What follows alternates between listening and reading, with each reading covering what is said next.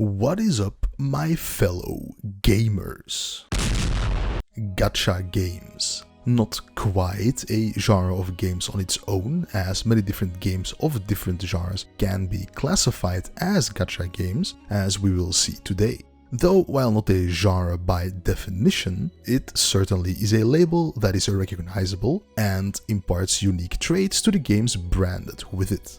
It is also a label I have actively avoided over the years, looking down on any gacha title for the simple reason that they are, for the most part, literal Skinner box FOMO simulator time and money sinks with gooner bait anime girl softcore porn to empty your wallet for. Today, however, this all changes, as some mysterious and nefarious force has condemned me into taking up this project of playing about 10 different gacha games to compare their new player experiences, compare how they actually play as a video game, and compare how utterly fucked you are if you pledge your bloodline to playing one of these marked titles.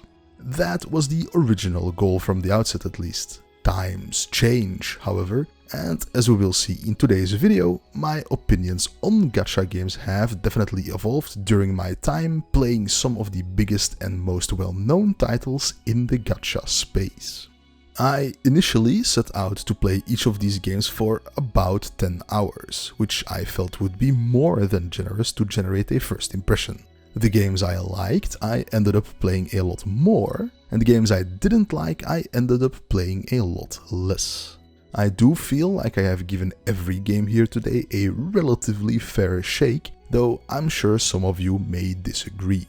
Also, on a side note, whenever the game was playable with English voices, I played it with English voices. Generally, I play video games with English dubs, as I like to actually understand what people are saying to me without having to read subtitles while actively trying to focus on playing the game. Would the Japanese, Korean or Chinese voices have been better? Most of the time, more than likely, yes. But I do feel that English would be the most popular and default option for most new players anyways. So to give you a quick rundown of the premise of the rest of the video, I'll start by laying the foundation of what gacha games actually are in the first place. After that, I'll go over all the gacha games I played over the last few months, tell you whether I thought they were good, not just as a gacha game, but as an actual real video game, and then kind of do a mini review on each of them. I'll try to compare them as much as possible without making each segment 40 minutes long, with half of that repeating the same stuff over and over again, with a final conclusion at the end of the video whether I think there are games here today that are worth it to get into yourself should you be interested.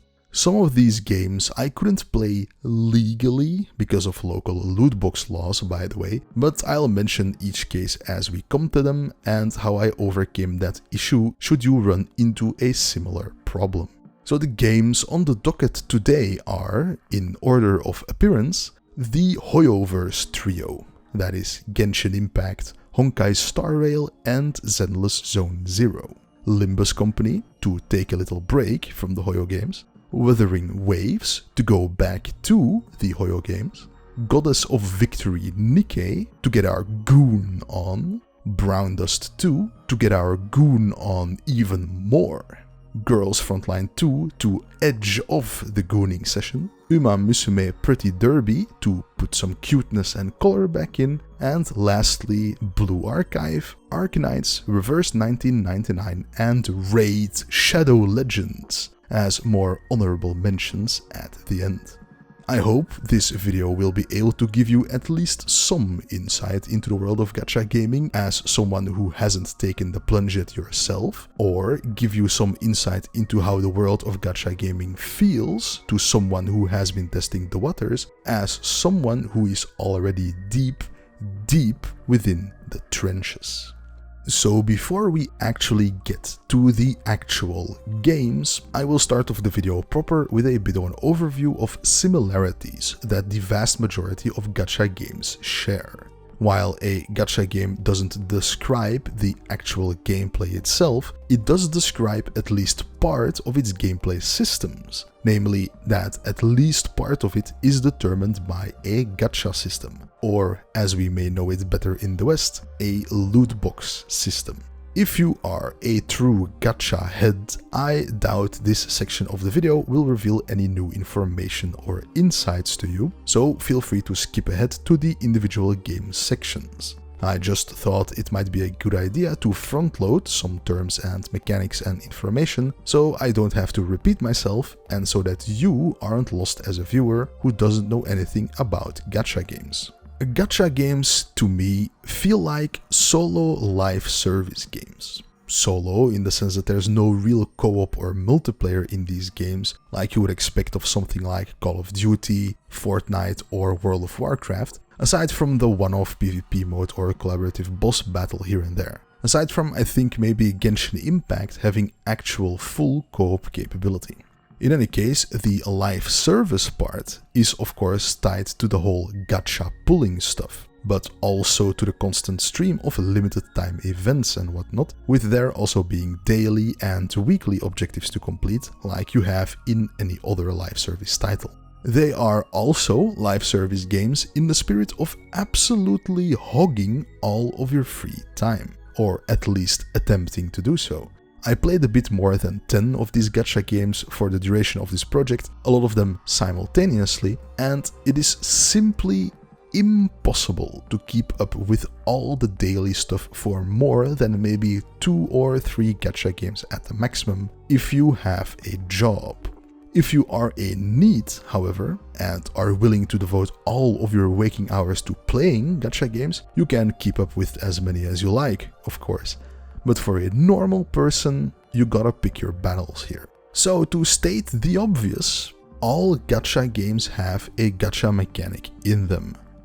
Duh.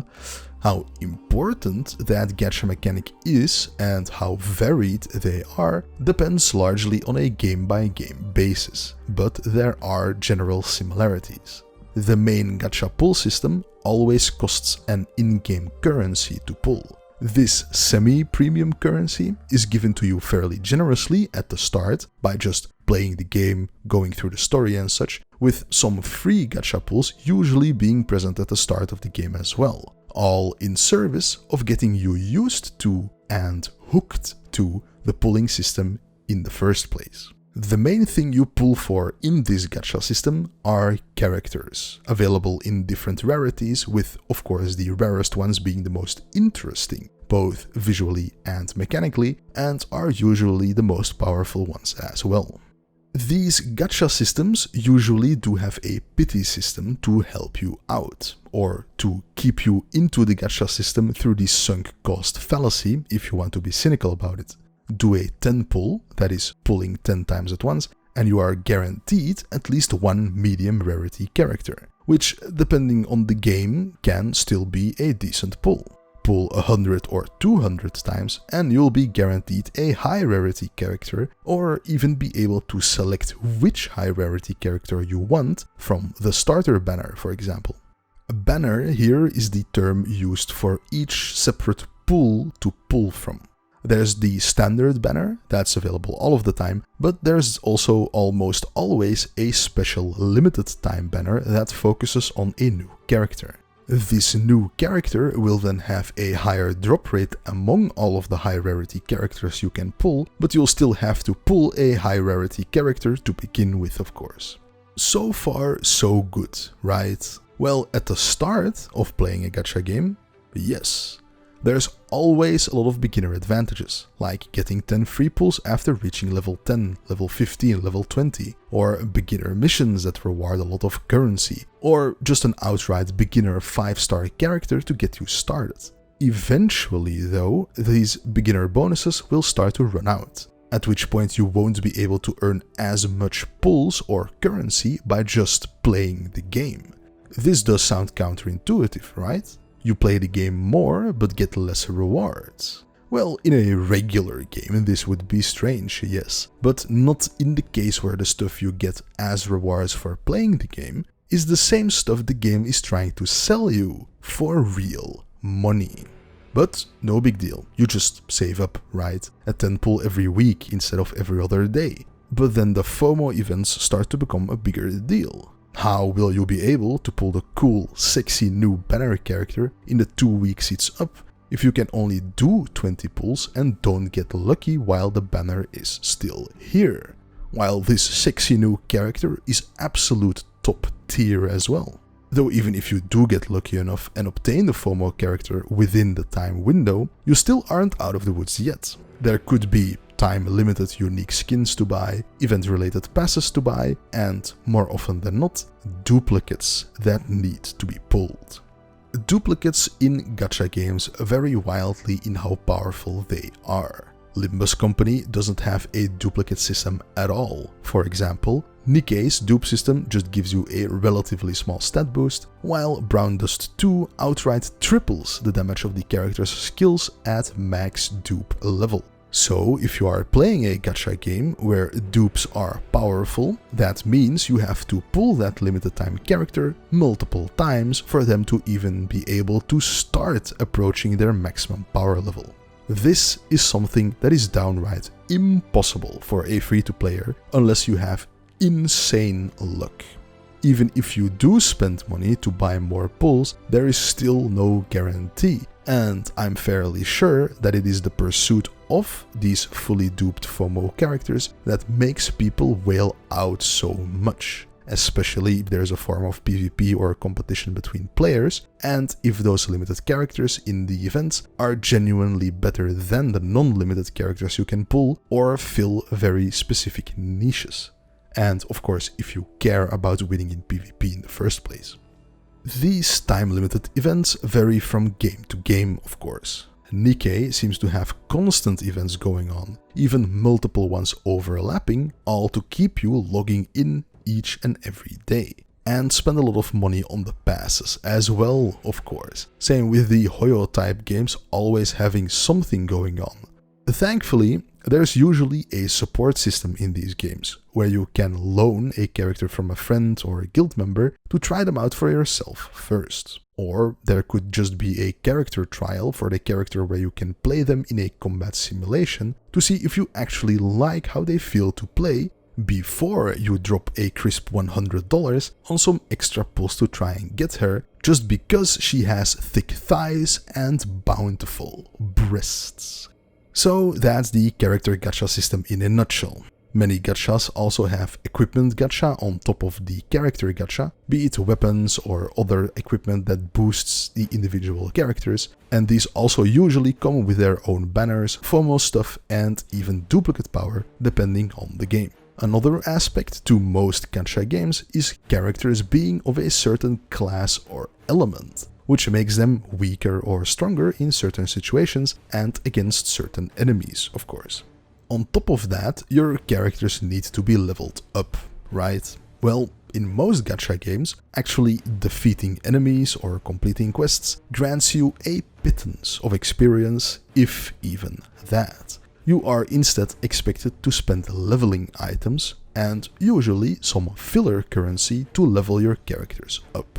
At the start of the game, this is no big deal, but getting a new level 1 character at level 60 or level 140 and wanting to get them up to speed, that might cost you a lot of both materials and currency.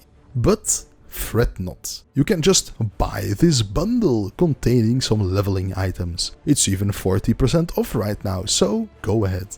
It's only a few dollars.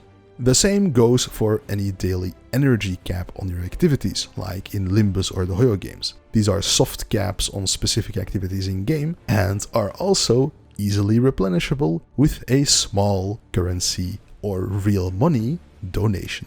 I hope you can see how easy of a pit this might be to fall into as someone who has the money to spend on a game like this in the first place. And I have to admit that more gacha games than I expected managed to pull me in enough that I considered spending some money on them eventually.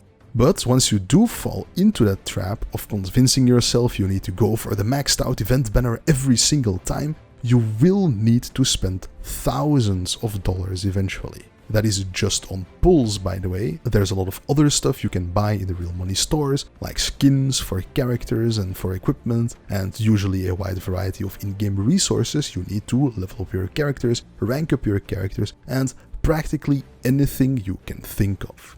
If there is anything that bothers you during a gacha game, like, oh, I wish I didn't have to grind for this specific thing or whatever, chances are you can just spend your way around it.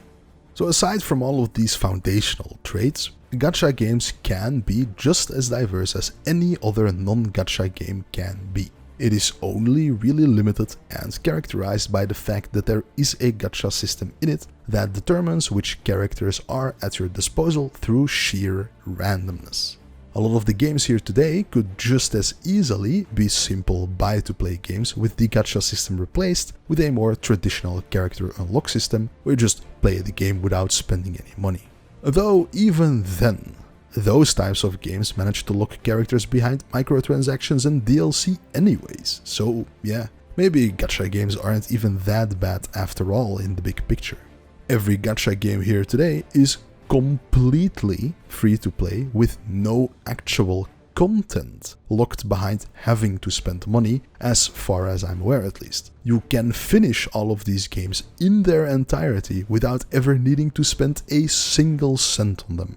In that situation, you will start to feel some struggle as you get deeper into it, but it is still feasible to complete these games. It will just be more time consuming and more grind heavy.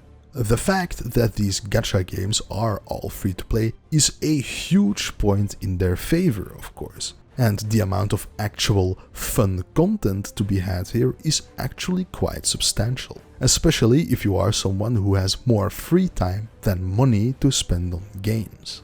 In any case, I thought it was important to lay down this foundation of the core aspects of a gacha game. Personally, I have not spent a single cent on any of these games yet, but after this video, depending on which ones stick with me, I might spend a little money here and there eventually. We will see.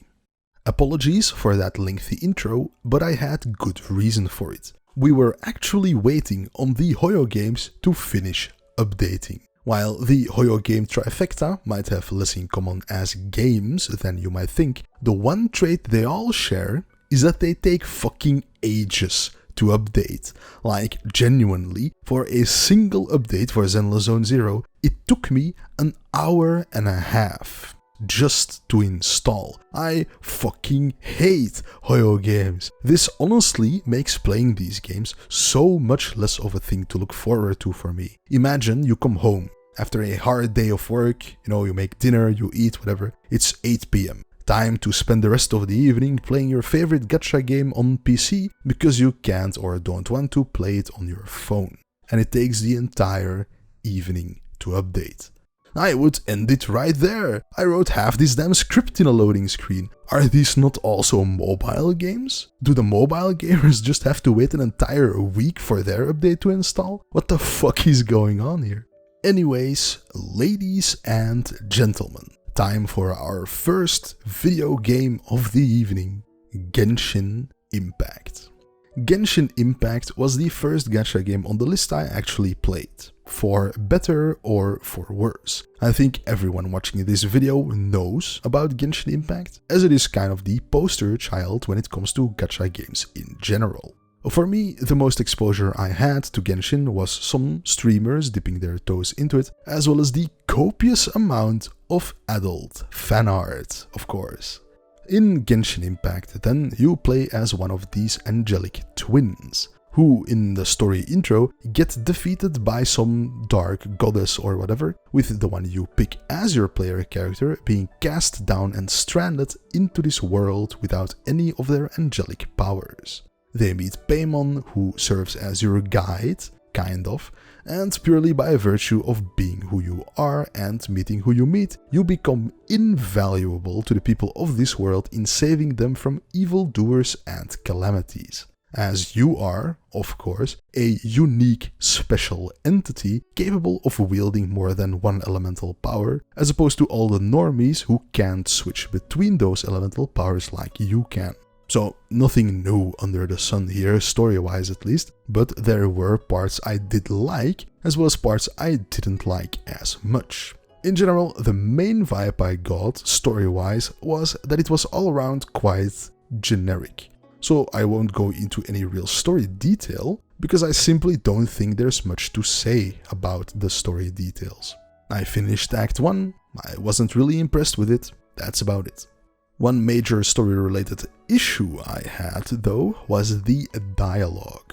This is something that will rear its head in other games here today, but a lot of the dialogue here seemed to be written very clunkily and stiffly. Giving it the benefit of the doubt, I assume this is largely due to things getting lost in translation, as the original language of Genshin and most other gacha games is Chinese, Japanese, or Korean. Characters seemed to talk past each other and didn't really react to stuff going on in general, with the English voice acting also not being very good both on the technical and the acting front, so the general story experience wasn't great. In a case like this, if a game detracts from its own story experience due to poor presentation, I simply get less and less interested in paying attention, which then makes it a vicious cycle, to the point where you just start skipping through it entirely. So, what about gameplay? Well, the gameplay for Genshin Impact is, of course, largely inspired by, if not outright copied from, Legend of Zelda Breath of the Wild, which is a game I haven't really played myself. The main two aspects of the gameplay are exploration and combat. You explore the map, find chests, beat enemies who are guarding chests, find these little sprites, follow them, solve puzzles. There's little collectibles to find that are somewhat hard to reach and are a puzzle in themselves to obtain, which give you permanent buffs if you collect enough of them, stuff like that, pretty run-of-the-mill. At the start of the game, both the combat and exploration are quite straightforward and quite fun, but as you progress, more and more of these puzzles and enemies become harder and harder to overcome, or even impossible to complete if you don't have the correct character to complete them with, especially when it comes to puzzles, of course. This then makes the game intertwined with the gacha system, which for Genshin specifically is both character and weapon related. The characters are the most important here, as there are multiple classes and elements to consider. You have ranged characters, mages, tanks, melee damage dealers and the like, with different skills and effects and synergies and the whole shebang. This does make combat quite fun to play once you get the hang of it a little bit, absolutely obliterating some monster with a fire tornado, or electrocuting their ass after hitting them with a golden shower is pretty fun. Well, it is fun, as long as the enemies don't take 10 fire tornadoes to the face before finally dropping dead, that is. Which kind of is another theme in gacha games in general, tankiness and bullet sponginess for enemies. Power level is something that has multiple sources in Genshin Impact. Aside from just what skills and synergies your team of 4 characters has, they also need to be of a high enough level, with a preferably good weapon with its own stats depending on type and rarity, which also needs to be of a high enough level. Aside from that, you have your constellation perks, which you can only unlock through duplicates. Then you have equipment that you get from exploring, which has its own rarities and levels and skills, and of course character perks to upgrade with currency that gets harder and harder to keep up with as you progress through the game. If any of these aspects is underperforming, chances are even enemies of an equivalent level to you will take a lot longer to take down than you're used to. While there's nothing wrong with a power system like this by itself, the materials and currency needed to keep your characters up to par is one of those things you can find very easily in the real money store. Something to ponder on, perhaps. When it comes to exploration, I genuinely had a lot of fun here at first, but this enjoyment kind of plummeted once I realized there's no real functional map in the game. There is a map in the game, of course, that does show some landmarks like teleports and dungeons, but that's about it. Collectibles aren't marked on the map, shrines aren't marked on the map, not even the ones you have found. The spirits or elemental spheres aren't marked on the map, just on the minimap. This is in a game where exploration is extremely important and helps you get more powerful, and where you have an actual exploration progress percentage to track as well. But there is simply no feasible way to track this in-game. You can use a third-party interactive map, where you have to manually mark what you have found to tick off, which is at least a band-aid solution, but fuck me. I suppose Breath of the Wild also has a sparse map like this, but I feel like in a game like Genshin Impact, going more the route of a Ubisoft-style map, where everything is marked on the map, would be better. Now, I could be completely in the wrong on this, of course. Maybe this is what makes the exploration feel special. And it more than likely does that in Zelda. But this ain't Zelda. I'm trying to get enough elemental sprites to power up, bro, not sightsee and stumble upon some Korok seeds while big chilling on a Sunday afternoon. I need to keep up with my FOMO events. I need to get stronger. I need to go. There's no time for this, you know? A great analog to the exploration to me was Guild Wars 2. Now, Guild Wars 2 is an MMORPG with a big focus on exploration and map completion. In Guild Wars 2, you can just talk to a scout NPC who will highlight the nearby important stuff, with the map actually tracking your progress very clearly. Exploration in general feels more fun in Guild Wars 2 anyways, what with the mounts and all, so as with most systems in Genshin Impact, there are other games who just do it better. The combat I liked in general, but that too had its issues, of course. Mainly the fact that even a small level gap makes enemies enormously more tanky and harder to kill, with this problem more than likely also rearing its head when you get into higher level areas with level appropriate characters, but the characters themselves not being good enough when it comes to all of the other power systems I've mentioned, or maybe even just not having enough 5-star characters to begin with. The other thing is also that you don't really get to choose what playstyle you actually play with, as it is purely determined by the characters you pull. If you pull a 5-star character whose playstyle you don't like, tough shit. This is something that is present in every gacha game here though, of course, especially the ones with more action combat like Genshin Impact, Zenless Zone Zero and Wuthering Waves, but it is worth mentioning, of course. Now, I do applaud the game for trying to keep things fresh. Just throughout the first story chapter, there is a stealth section, an on-rails shooter section, and this final boss fight against the dragon Storm Terror that does try to be unique as well. Are all these sections cool and unique? Yes. Is this shooting section repetitive and simplistic? Is this stealth section repetitive and simplistic? Is this boss fight against Storm Terror repetitive and simplistic? Also, yes. Obviously, this is a free-to-play game, right? And for a free-to-play game, I think this is pretty fun. But it definitely has its issues already prevalent in the first chapter of the game. In general, I think the game is serviceable, like the gameplay formula works as it is, because it is largely inspired by other games, but I simply have my doubts as to whether it will be enough to keep me entertained for another 60 plus hours until I reach the endgame, where I will then have to start spending real money to make any meaningful progress 95% of the time. Aside from that, and of course the inherent urge to do more pulls, the real money shop really isn't that bad, all things considered, I think. I didn't get a buy now 24-hour limited new player bundle for $29.99 4000% value, which I did see in some other gachas. The only recommended thing I got was for a €5 mini battle pass type deal, which isn't that bad to be honest.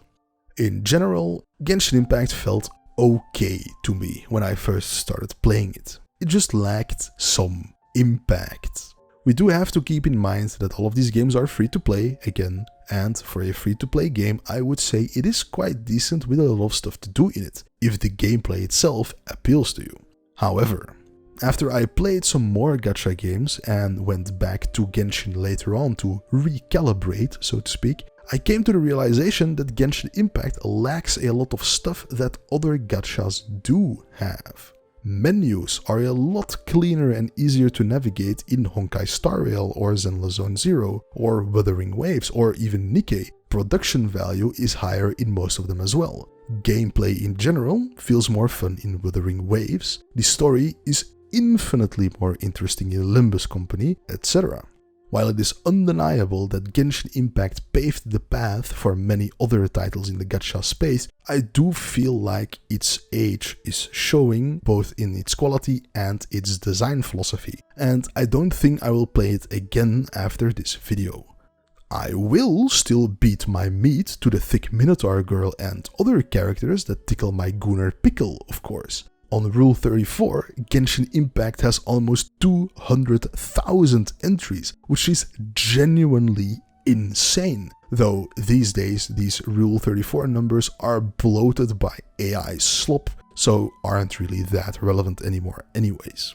Some of the characters in-game being rather goofy and stuff also didn't really vibe with me, but that's the case for most gacha games on the list, be it silly S-rank characters for a banner or just silly skins. When they don't fit with the setting of the game, I kind of get turned off by them. So anyways, I didn't hate my time with Genshin Impact, but it didn't really feel special to me, and I have since realized a lot of other gacha games do basically everything better. As such, I wouldn't recommend playing Genshin Impact. I wouldn't recommend getting into it now, unless you are hell-bent on playing a game that plays like Breath of the Wild without being able to actually play Breath of the Wild. The game isn't bad, they're just better ones, basically. So, we continue on with the next Hoyo game on the list, Honkai Star Rail. Honkai Star Rail is quite the departure from Genshin Impact when it comes to gameplay, though it still retains clear MiHoYo DNA. The combat here is completely turn-based and exists of encounters you come across in specific hostile areas, much like in a JRPG. The combat retains the focus on different elemental weaknesses from Genshin Impact, with a new focus on poise-breaking enemies to deal more damage. The gacha system is largely the same as in Genshin, however, with weapons being replaced by light cones in the gacha and power system for the characters. The production value has certainly gone up compared to Genshin. The game just feels a lot more fluid and smooth to play in general. The menus are better, the visuals are better, the sounds are better when they actually work. Voice acting feels more professional, even the dialogue itself feels less stiff. Though of course the Japanese voice work is better than the English, as it usually is.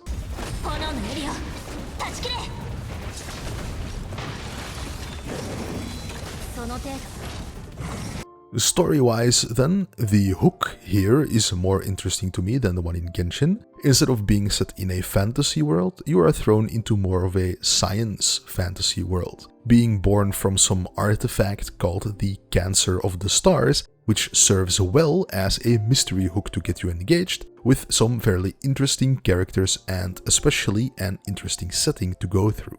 The aeons and the paths especially just sound interesting to explore further, and the climax of Act 1 on Belobog felt a lot cooler than the face-off against the dragon in Genshin Impact. Also, the female trailblazer is quite an interesting design. It has a certain allure to it. Now, while I haven't played past the story of Act 1, judging from the story so far, I imagine the rest of the game will focus on you going to different planets with their own situations and helping them fix things, much like Mass Effect 1, to be honest. Genshin Impact essentially does the same thing, though with the different regions, I believe, but Honkai just seems more interesting in general, at least when it comes to the story and the characters. The English voice acting here was also better than the English voice acting in Genshin Impact, though I had a ton of audio problems in Honkai Star Rail for seemingly no reason. It turns out that the character ults during combat actually had voice lines attached to them. I only started hearing those after playing for 10 hours, after an hour-long update that presumably fixed some audio-related bugs.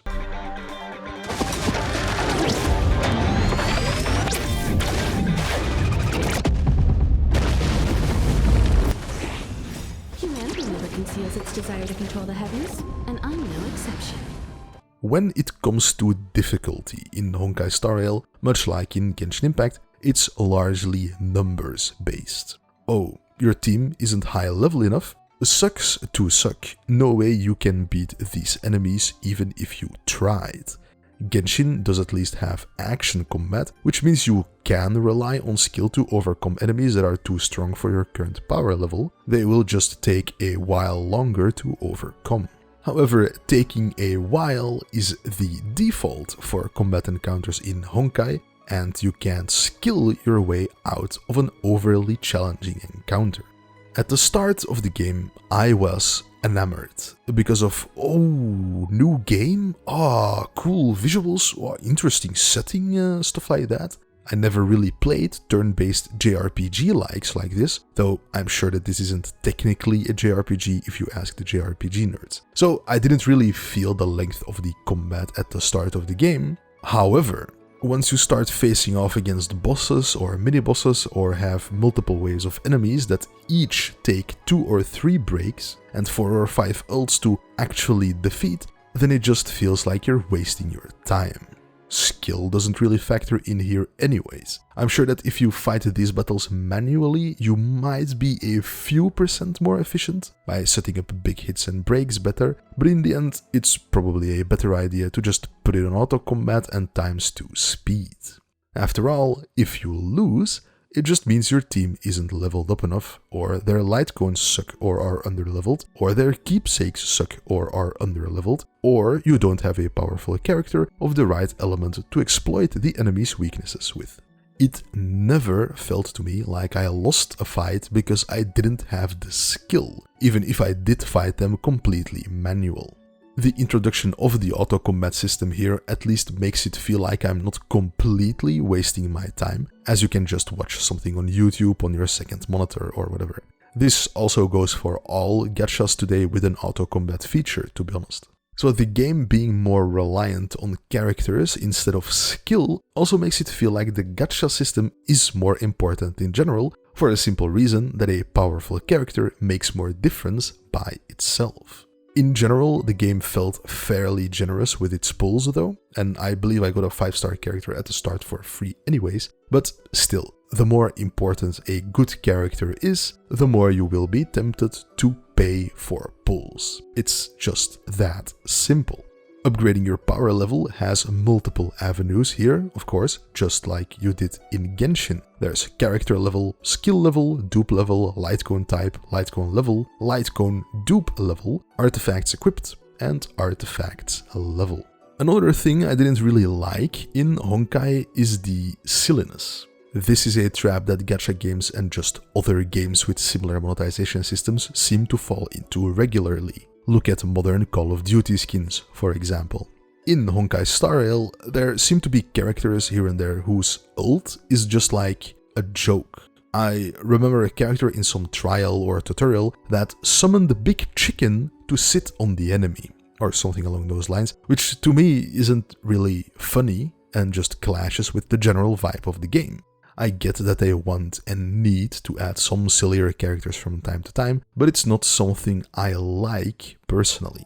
Once the divide between characters, or skins, or cosmetics, or whatever, and the setting of the game becomes too wide, I just think it loses appeal overall. It's nothing too major, though. Something I definitely did like is the insane amount of side content here. You have a lot of stuff to do here if you want to do it. There's minigames to play, events to go through, with a neat roguelike weekly dungeon to fight through as well. Farming for materials to level up your characters and stuff is also fairly painless, as you can just go through the menus. You can see, oh, I need this item to ascend this character. You click on the item, it gives you multiple sources. You click on a source, bam, you're in the game. You don't have to travel anywhere or anything, it's just purely through the menus, which is great. This is also something that was lacking a little in Genshin Impact, I feel, but here in Honkai it is so very handy to have. In the end, I liked Honkai Star Rail quite a bit, actually. It's more of an AFK-friendly game than Genshin, what with the auto-combat of course, and aside from some audio issues at the start, and the Hoyo curse of insane update times, I genuinely like it for what it is and had fun playing it. I think it improves on systems from Genshin, while still not being perfect of course, but overall I think Honkai Star Rail is a decent game as it is. On the gacha side though, I was probably just unlucky, but I've had quite a few 10 pulls where all I got was just light cone slop. So 0 out of 10. At least the characters are quite cute here though. March is my wife, and the female trailblazer again has a certain allure to it that keeps me up at night. Gooning. I don't quite know what the logic is behind some of the character designs though. Can someone please tell me why one of the first 5-star characters I pulled is a 12-year-old girl who goes around barefoot on a frozen planet and whose ult is crying for her robot daddy? Like, go off, I guess, but it is quite strange to me. It's no blue archive though, thankfully. And yes, I know she's a story character you meet, but even then, did she really need to be a small barefoot child? Really? The story and setting intrigues me enough to give it some more of my time, and the gameplay being AFKable also allows me to multitask while playing, or just playing other gacha games at the same time, so I would say in general Honkai Star Rail is pretty neat. As such, I would recommend you give the game a try, if turn-based combat like this isn't something you absolutely hate, though to be honest, even then you can just ignore it for the most part. Whether that's an actual positive or negative, I'll leave up in the air. I might continue playing this one some more myself, just to see where the story goes, but it's not one I'm itching to launch every single day, especially not whenever there's an update that will take me more than an hour to install. I would say the Hoyo games are 1 for 2 so far, so let's check out their latest and perhaps greatest title, Zenless Zone Zero. Zenless Zone Zero stands at the pinnacle of all Hoyo games. It is yet another step up from Honkai Star Rail when it comes to raw production value, with the characters being very well animated, same going for the cutscenes. For me, it even borders on being over-animated, but I will say that the game has a very cool art style and some great visual candy. Definitely the most unique one out of the Hoyo games so far. And not just the jiggle physics on the big-breasted characters are cool to look at, but it helps. It doesn't quite help enough to get over the fucking hour-long updates though. Fucking hell, I apologize for reiterating this for the 3rd time, but these Hoyo game updates just drove me insane. The world of Zenless Zone Zero, or ZZZ, is the closest to real life of the Hoyo games, but that doesn't really say much. It takes place in some giant city where hollows appear, seemingly randomly out of nowhere. These Zenless zones spawn monsters within them and also shift the layouts of streets and time itself and such, which means only organizations with specialized equipment can safely explore these zones to defeat the monsters within them and suppress the zone ultimately. The character you play as, one sibling of the brother-sister duo known as Phaethon, is essentially a vigilante proxy, which is someone capable of supporting those teams within the hollows. Instead of being in the employ of official organizations, they do stuff underground through a black market network. This eventually results in a strange request coming across the table, and the brother-sister duo getting into scrapes with powers far above their pay grade.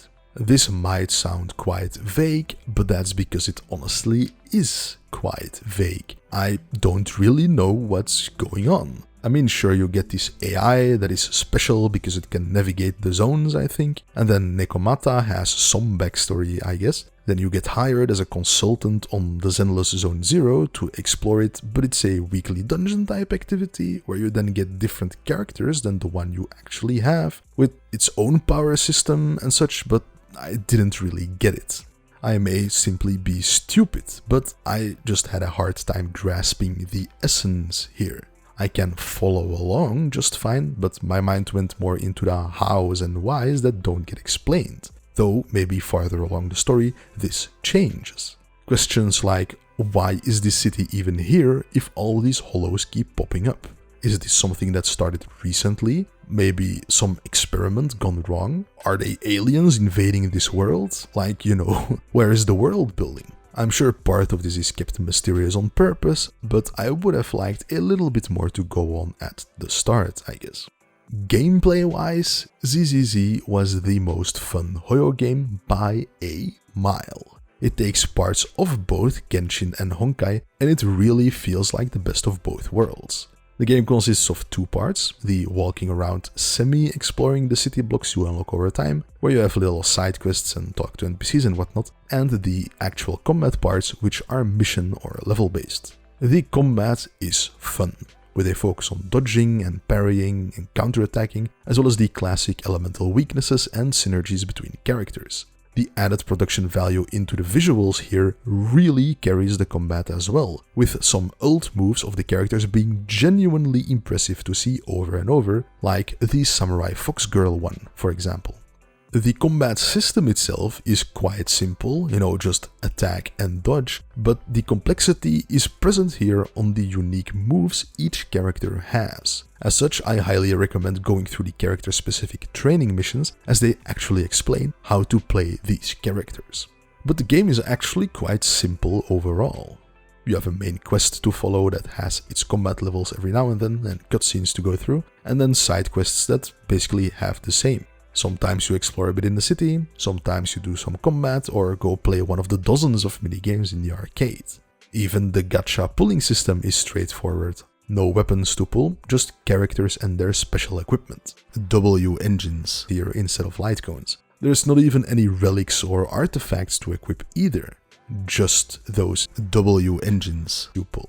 Aside from that, there's also skills to upgrade, of course, levels to raise and duplicates to unlock, but I feel that in general, ZZZ's power system might actually be the easiest to understand out of the three Hoyo games. The characters you pull vary quite wildly. There's a demon lolly with a giant sword, a big bear, another lolly with a hammer, a furry woman with big jiggly tits and ass, a furry man with robot feet, who was the first S-rank I pulled, by the way. I guess the game might be trying to tell me something by withholding the hot, thick, jiggly women from me to goon to in the character screen, with the characters switching poses as you scroll through their detailed menus. Very alluring.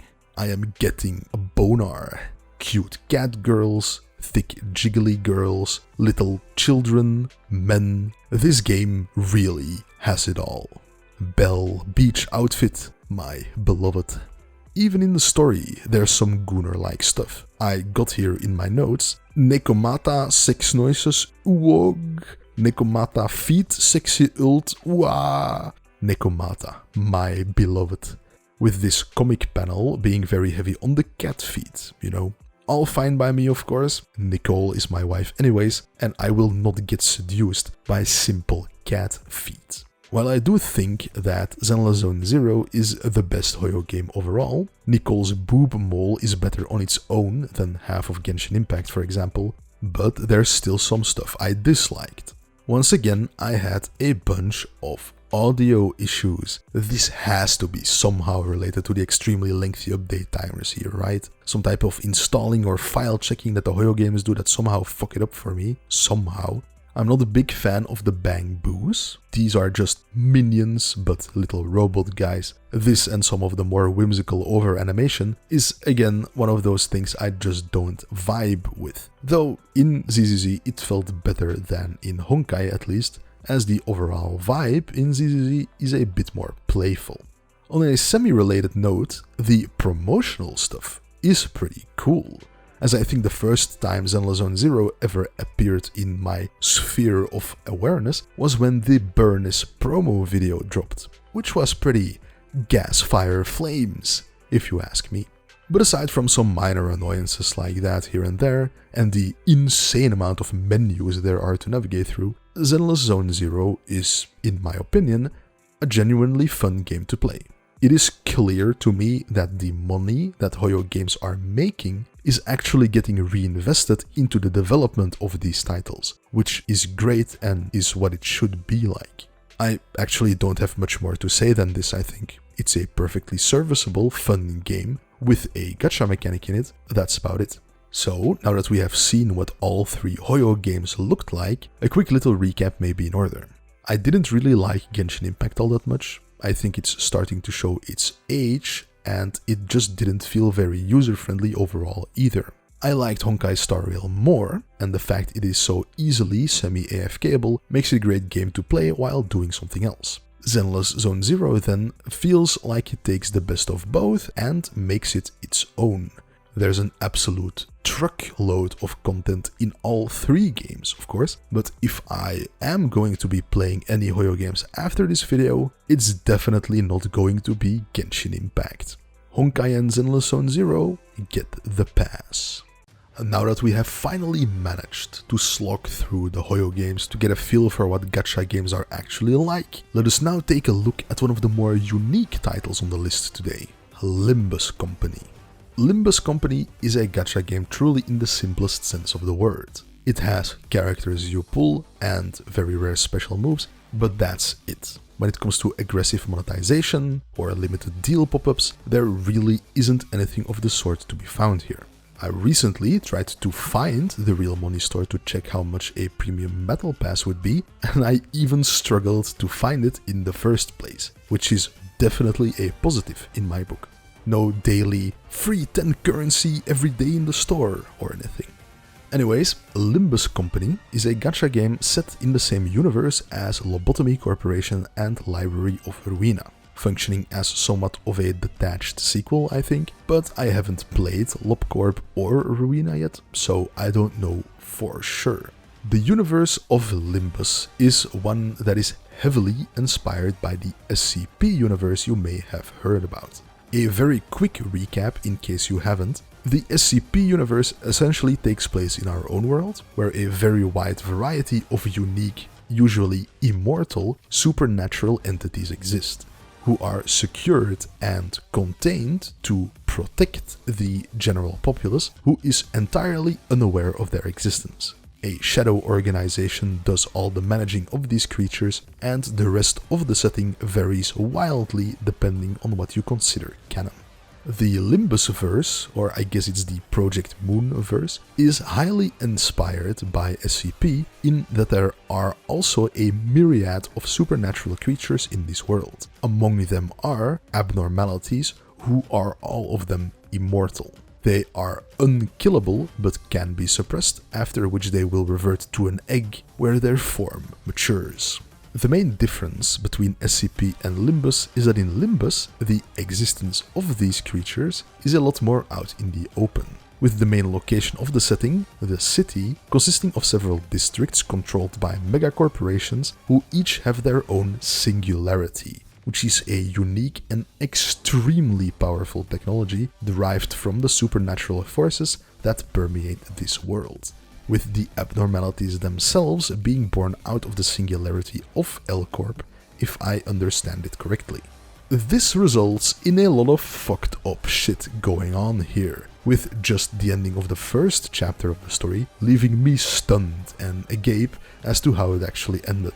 It's not just SCP-like creatures existing here. This entire world is one where consciousness itself can influence reality through ego, with multiple encounters being against humans who have lost their sense of self and transform into monsters. Visually, I think Limbus Company makes the setting shine very well. There are some very cool boss fights that change the entire arena and the way it looks, and all the abnormalities also have a unique look to them. The attacks and clashes also look very good, especially new 3-star characters have some very nice visuals on their abilities. But even just a basic clash between a base ID Sinner and a regular enemy feel very impactful because of the limited animation and the visual effects employed here. Basically every clash and attack feels impactful, even with them being just a few frames. But thanks to the stellar art and sound direction, it all comes together perfectly. The story then follows the character of Dante, which is you, awakening without memories in a dark forest with a clock for their head. You are sworn in as the executive manager of the Limbus Company, taking command of a group of 12 sinners and guiding them through the extremely strange and hostile encounters you have along the way. Along the way to what, you may ask?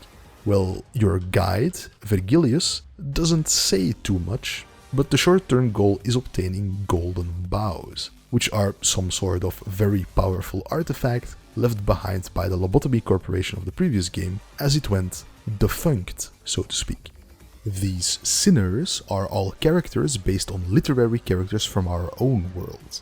Ishmael from Moby Dick, Don Quixote from Don Quixote, Odysseus from the Odyssey, Faust from Faust. Each of these characters has a very outspoken personality, which you will quickly realize, and are all also very well voice acted in Korean.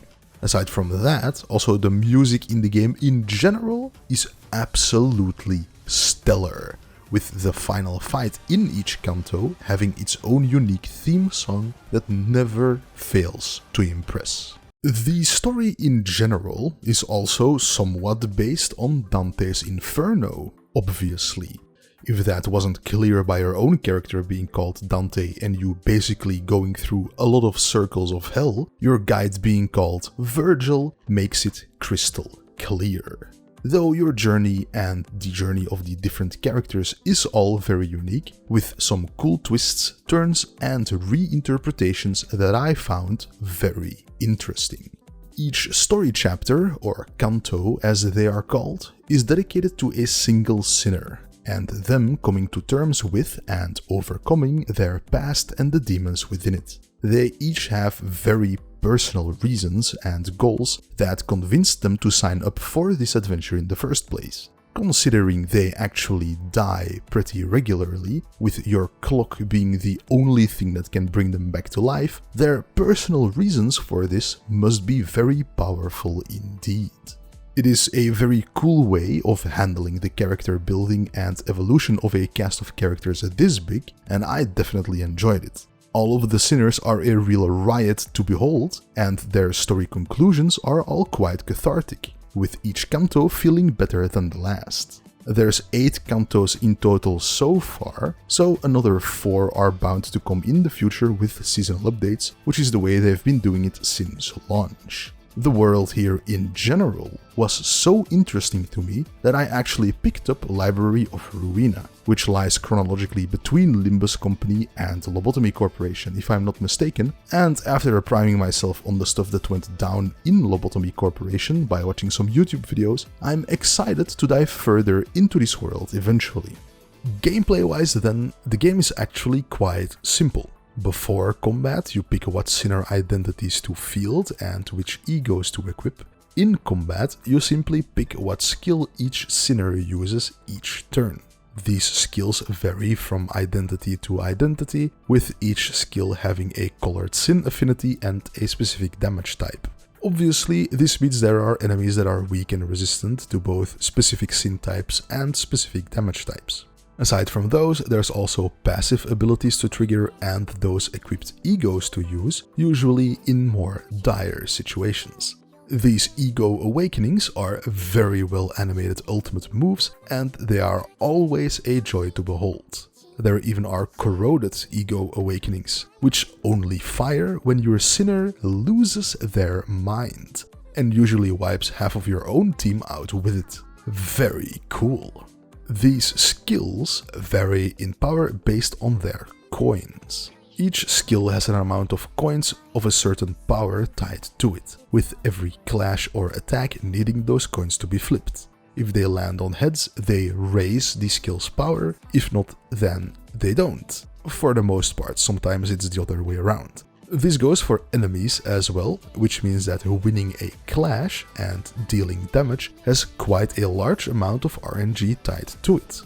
but the odds of coin flips landing is determined by a sinner's SP or morale, which goes up as they win clashes and kill enemies and such. So while yes, it is RNG for a large part, it is RNG that can be wrangled in different ways to your benefit. The combat system comes off as quite complex at the start. I didn't really know what I was doing at the start at least, but you do get used to it, and the combat system is actually quite simple in the end. It's just all about the coins. Anyways, in regular combat encounters, you simply drag across which skills you want your sinners to use, some of them being more powerful than others and each having their own effects, passives, triggers, synergies, and the like. And the sinners will then pick their targets automatically with that chosen skill. Depending on the identity, there are even skills that are complex enough to warrant multiple paragraphs of explanation. But these regular encounters usually don't require that much attention, and can usually be won by just clicking the win rate or damage buttons, which then just automatically pick which skills the sinners use, with you snowballing during these regular encounters as well, with an extra skill column opening up every turn up to a maximum of 12 in total.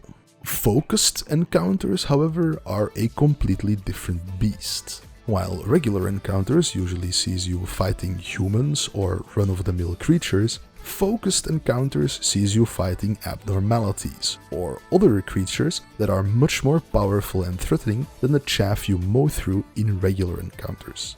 The main difference here is that you have to manually drag which skill will target which enemy part. This also means countering whichever skill that part will fire itself. Most larger abnormalities will have multiple body parts capable of performing multiple different skills, which then also have their own health and stagger bar tied to it. This means you can focus down certain parts of these creatures to weaken them, and these fights are by far the most interesting ones, with boss fights and mini-boss fights especially being just very cool and challenging. You actually have to read what abilities they have and what they do. The first time I encountered the Spiral of Contempt as an optional boss in a dungeon, I was actually stunned and kind of scared because of just the way it looks and the arena itself, let alone my sinners getting impaled by hopeless clash losses. While this is conceptually still a simple combat system, just drag the right skill onto the enemy part, the further you progress through the story, the more challenging and specific these encounters become. You can't just press win rate every turn and assume you will win swimmingly, as there will be special boss mechanics and phases that require actually reading what an enemy is capable of. This also goes for the gacha characters themselves, which are unique in Limbus Company, as you don't actually pull new characters, but rather alternate reality identities of your existing cast of 12 sinners. These alternate identities lore-wise fit very well with the whole theme of the game, and you encounter a lot of organizations that these alternate identities represent, like the Middle, for example. This goes for practically every game element present. Practically everything is explained in the world building, which is great. For gacha games specifically, I always like it more when the gacha system itself actually makes sense within the world. This also makes the more silly identities less grating, as even the recent magical girl Don Quixote identity fits perfectly within the established universe, especially because it's a tie-in with the Lobotomy Corporation. And in classic modern magical girl fashion, there are two sides to this silly coin. There are also no duplicates in Limbus. Power level of an identity is determined by their level, which takes leveling items for the most part, but also their uptie rank. Uptying an identity is extremely important for their power level, as the third skill for an ID, usually the most powerful skill they have, is locked behind uptie rank 3. You do these upties with a resource called Thread, which you can earn daily or spend Sinner Shards to obtain, with those Sinner Shards essentially being the duplicate resource here. It's not exactly common to obtain thread, but if you don't uptie every new idea to level 4 instantly, it works very well as a power system, I think, and isn't reliant on pulling the same identity 4 times, which automatically makes it better than the Hoyo games on that front. You still will get a lot of duplicates in your pulls, of course, but just the shards and thread being universal makes the system a lot more palatable. Basically, Limbus Company is just a very interesting game, period.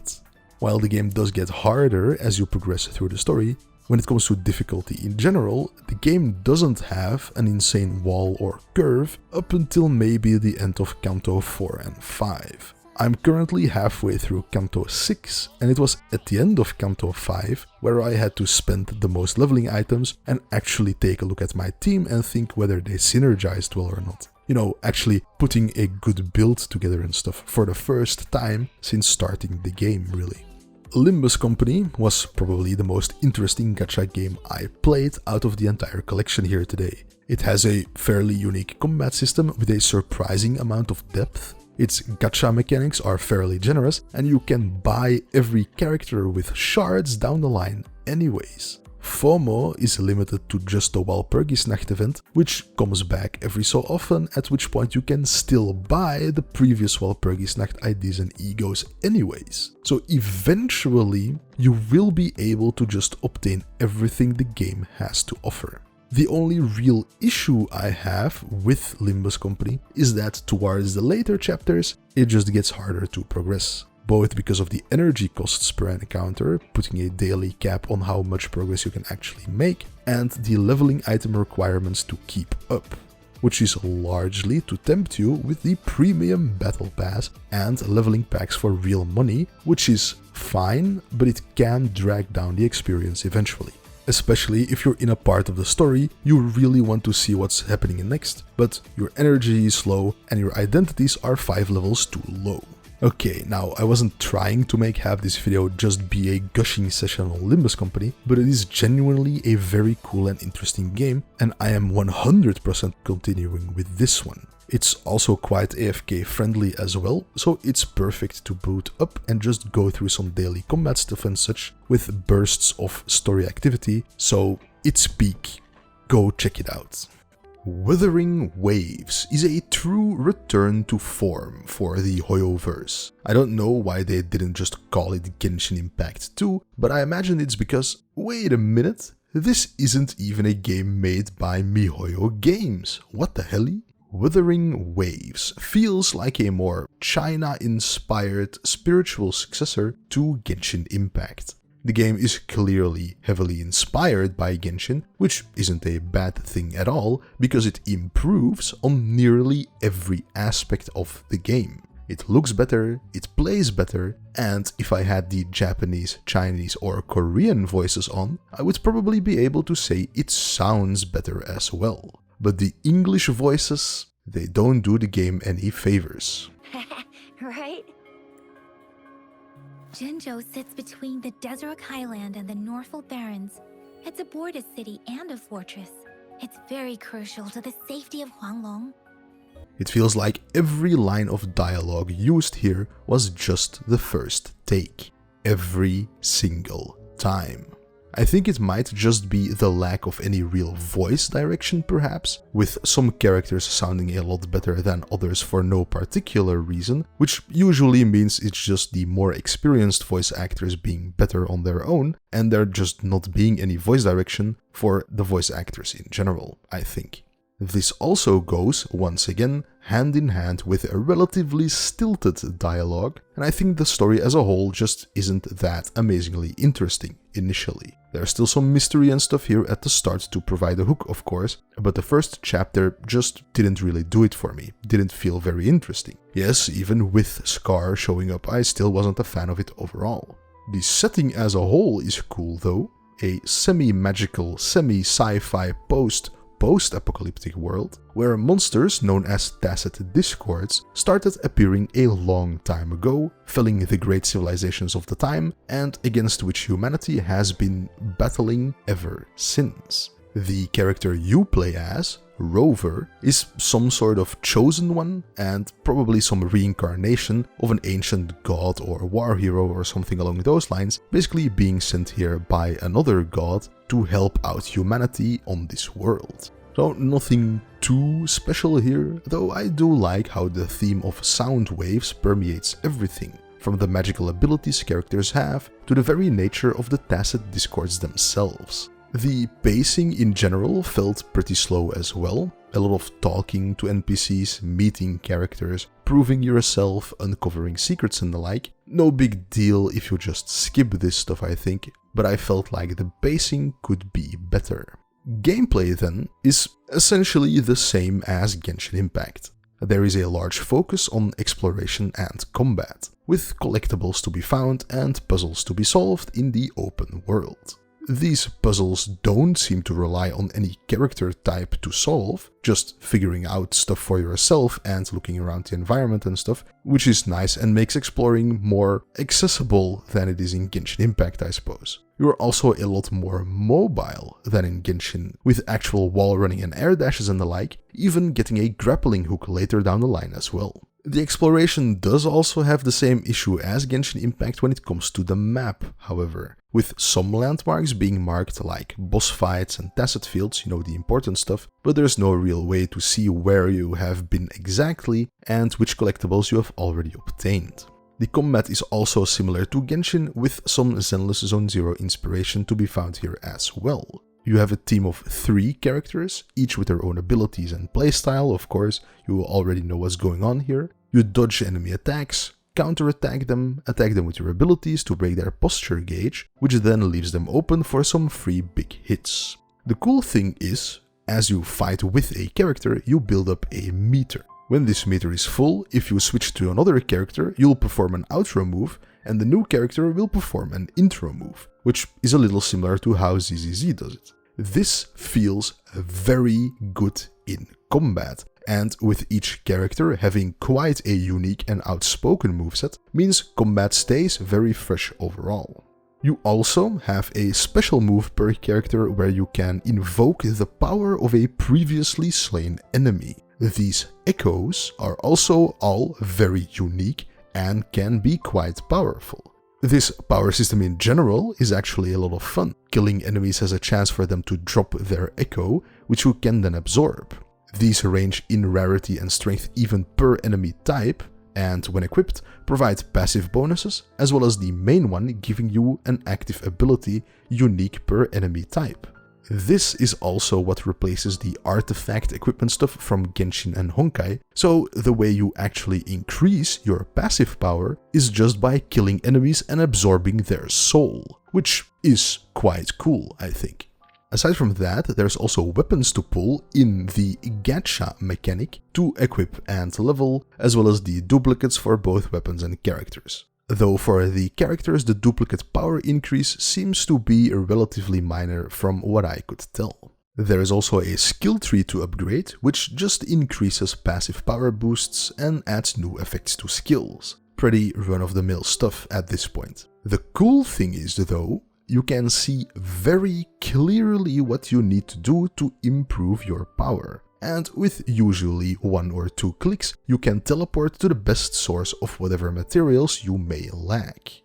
Basically, the entire combat and power system here feels like a more streamlined and fun version of the ones in Genshin Impact and Honkai Star Rail combined, with a little bit of Zenless Zone Zero sprinkled in as well.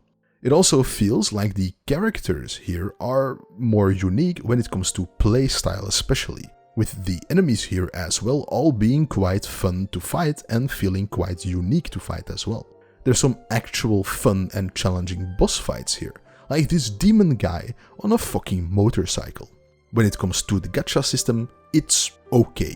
It is similar to, once again, Genshin Impact, with a little rebate you get for every pull, so you can keep pulling a little more each time you do some pulls. You know, pretty run-of-the-mill stuff once again. I haven't gotten too many S-rank characters here, but the normal rank characters aren't half bad, especially design-wise. Look at those milkers. Then there is also a shit ton of events and boosts and minigames and side content here that is genuinely insane to me how much stuff there even is to do here, which also goes for the Hoyo games, of course. It's almost like a trap for these gacha games at this point. You start playing the main story, but then eventually get bogged down with the insane amount of daily, weekly and side content that you don't even progress through the main story at all anymore. You can play this game for like 2 hours in a single day without even touching a main story quest. And that's just in the first area of the game still, with not every event being unlocked for me. So to summarize, Wuthering Waves just feels like a good game that takes the Hoyo game formula and runs with it. The only thing that brings it down for me is the English voice acting and the story itself, but aside from that, the actual gameplay here is very fun. This is a game I will definitely keep playing after this video. It just feels like Genshin Impact, but better to me. NIKKE, or the full title being Goddess of Victory NIKKE, which is also the term used when looking up the Rule 34, is the prime Gooner gacha game. With a reputation that preceded it for me as that one gacha game where you just have asses jiggle on your screen during combat all the time, my expectations weren't particularly high. Even so, it exceeded those expectations and is a pretty decent experience overall. NIKKE is definitely a mobile game, evidenced by more than just the PC port having some issues. For me, the game froze whenever I moved my mouse. Quite annoying, and thankfully also relatively easily fixed by just lowering my mouse polling rate. At least there's no audio issues for me here, otherwise I would have just thrown my PC out the window. Now, while NIKKE isn't just a Gooner bait game, as we will see, it is still very much a Gooner bait game. The jiggle physics for the tits and asses is where half the budget goes to for every new character, with some animated old cutscenes also having a very specific focus. There's even skins and costumes here that are very explicit. I think Brown Dust 2 might be a bit more on the pure Gooner side, but NIKKE definitely knows its audience. The last thing they're thinking of when they see us is sex. Trust me.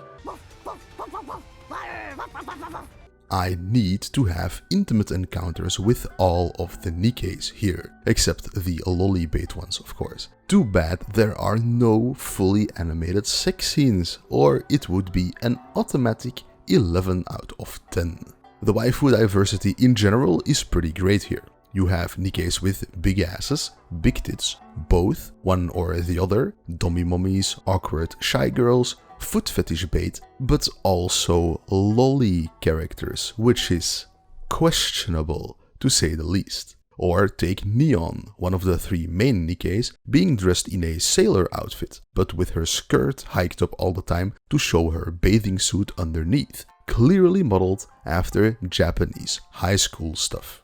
Or Liter, who looks like a small child in a tight skin suit. But hey, at least Eve from Stellar Blade has an amazing jiggly ass, hell yeah brother. This bunny girl is holding up her own fucking tits. To be bikini outfit, auga! Annie's beach outfit, my beloved. Give me those milkers. Onto the actual game then. The setting here is a post-apocalyptic world, where the entire surface of the planet is overrun by raptures. These mechanical creatures come in all shapes and sizes and seemingly came out of nowhere at some point in the past, after which humanity hunkered down in the Ark, a giant subterranean bunker city complex which is the last bastion of humanity as far as we know. They fight back against the raptures with squads of NIKKEs, who are somewhat of an android but with a human brain at the core, enhanced and controlled by nanomachines and whatnot. These are all, for some reason, modeled after human females, with I think it being mentioned somewhere that they are supposed to be the pinnacle of human beauty, as well as the pinnacle of fighting power or whatever. But I believe it, goddamn, though I do have my doubts as to what a Triple H cup adds to combat effectiveness. Anyways, this is where the player character comes in. You are a fresh-faced commander of NIKKEs, as the NIKKEs require a human commander in the field to give them orders. Your first expedition goes completely off the rails, however, with one of your NIKKEs falling to corruption and having to be executed. The other NIKKEs of your squad are pretty fun characters though. Rappi and especially Anise are just fun characters to see interact with each other, and there's also some pretty funny moments throughout the game as well.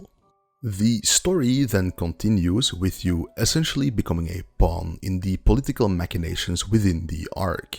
But after overcoming insane odds with your squad of NIKKEs time and time again, largely thanks to the fact you actually treat them as people instead of just tools or weapons, you start to make a name for yourself and get your own little outpost to run as well.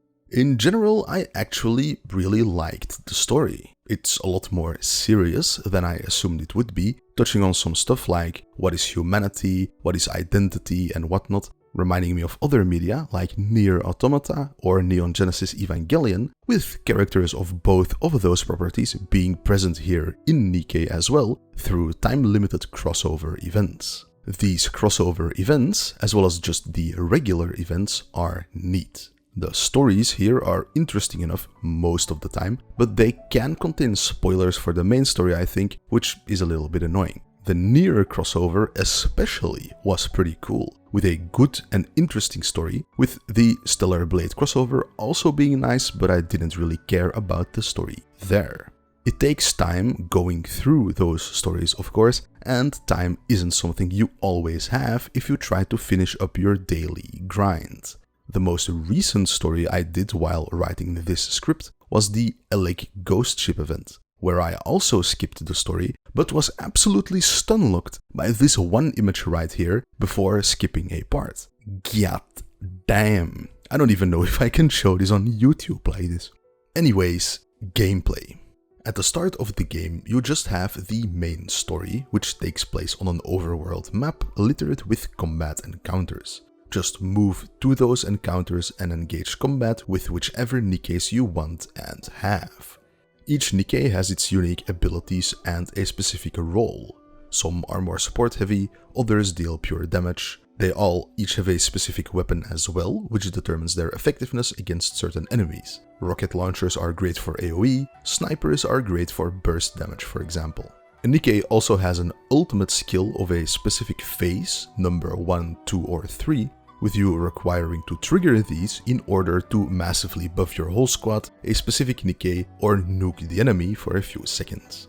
So during combat itself, you can select a NIKKE, aim her weapon yourself and shoot the enemy, triggering abilities as you build up that burst meter.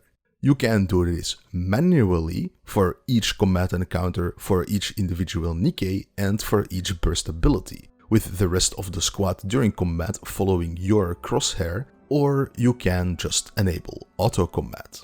Auto combat here just allows the NIKKEs to shoot at targets on their own and also trigger abilities on their own. There's no real thought behind the auto combat though, so for specific boss fights and more challenging encounters that require specific targets to be hit first, taking manual control is always the better option. But for most of the combat encounters in the game, putting it on auto combat is enough. So you can just multitask while checking in every minute or so after an encounter has been completed. This works especially well for later content like the Tribe Tower, for example. Auto combat like this for me is a bit of a double-edged sword in general. On the one hand, I'm glad I can just not pay attention to the game and do other stuff at the same time, feeling like I'm not completely wasting my time as much, but on the other hand, I also want to have fun actually playing a game. Now, there are specific encounters you can't even enable auto combat for at all, but for the most part, auto combat really is the way to go here. This gets taken even further at a certain point in the story where you can just quick battle combat encounters, which means just clearing them out without going into combat in the first place, provided your squad power is high enough that it wouldn't have mattered anyways.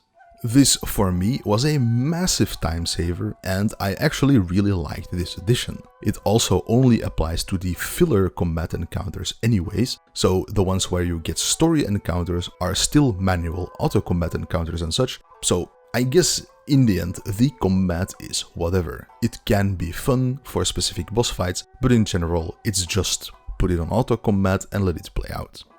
The gacha system then might be the most straightforward one here so far.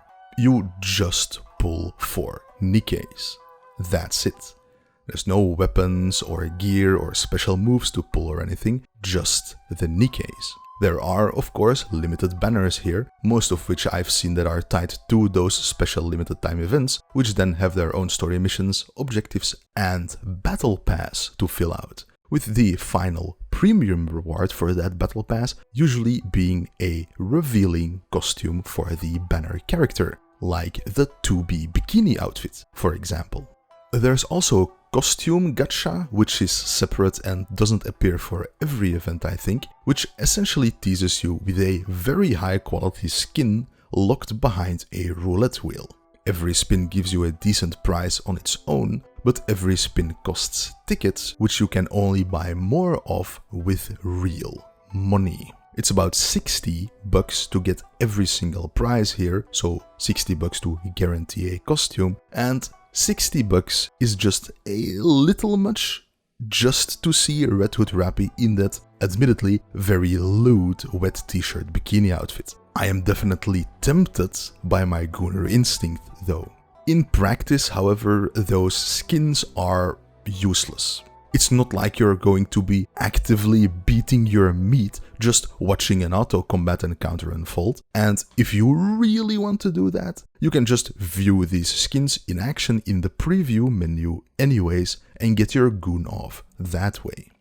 Another thing in NIKKE is the extremely annoying "buy this limited time bundle now" pop-ups and the daily "oh here's 10 gems for you for free, big boy," but now you're used to being in the real money store every single day, so why don't you just buy something while you're here anyways?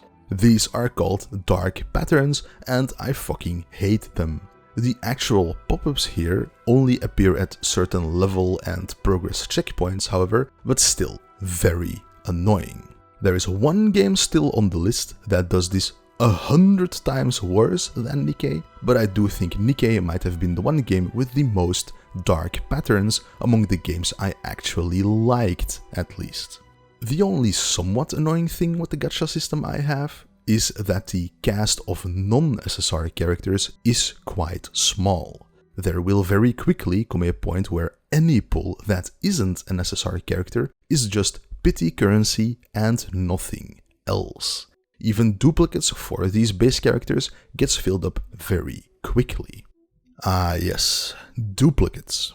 In NIKKE, duplicates are also very simple. All they do is just raise your stats a little bit, not even by a lot. I think the recycling room, which gives global buffs, provides more of a stat boost than getting a duplicate, which is very nice for the limited character banners especially. Two of which I managed to pull right before the banner expired, by the way, which I thought was pretty cool, and I'm definitely not bragging here or anything. Okay, so a slight addendum here when it comes to the power level of the duplicate stuff with the NIKKEs. While a single duplicate rank doesn't really improve their stats that much by itself, you do need to get at least 3 dupe levels for a single SSR NIKKE to raise their max level, which then ties in with the synchro device where you can actually level other NIKKE to 200 if you have at least 5 SSR NIKKEs at dupe rank 3 and have them all at level 200, so then everyone gets synced to a level 200. So yeah, the dupe ranks do become more important over time, especially towards the late game when the actual level cap becomes a handicap more than anything else.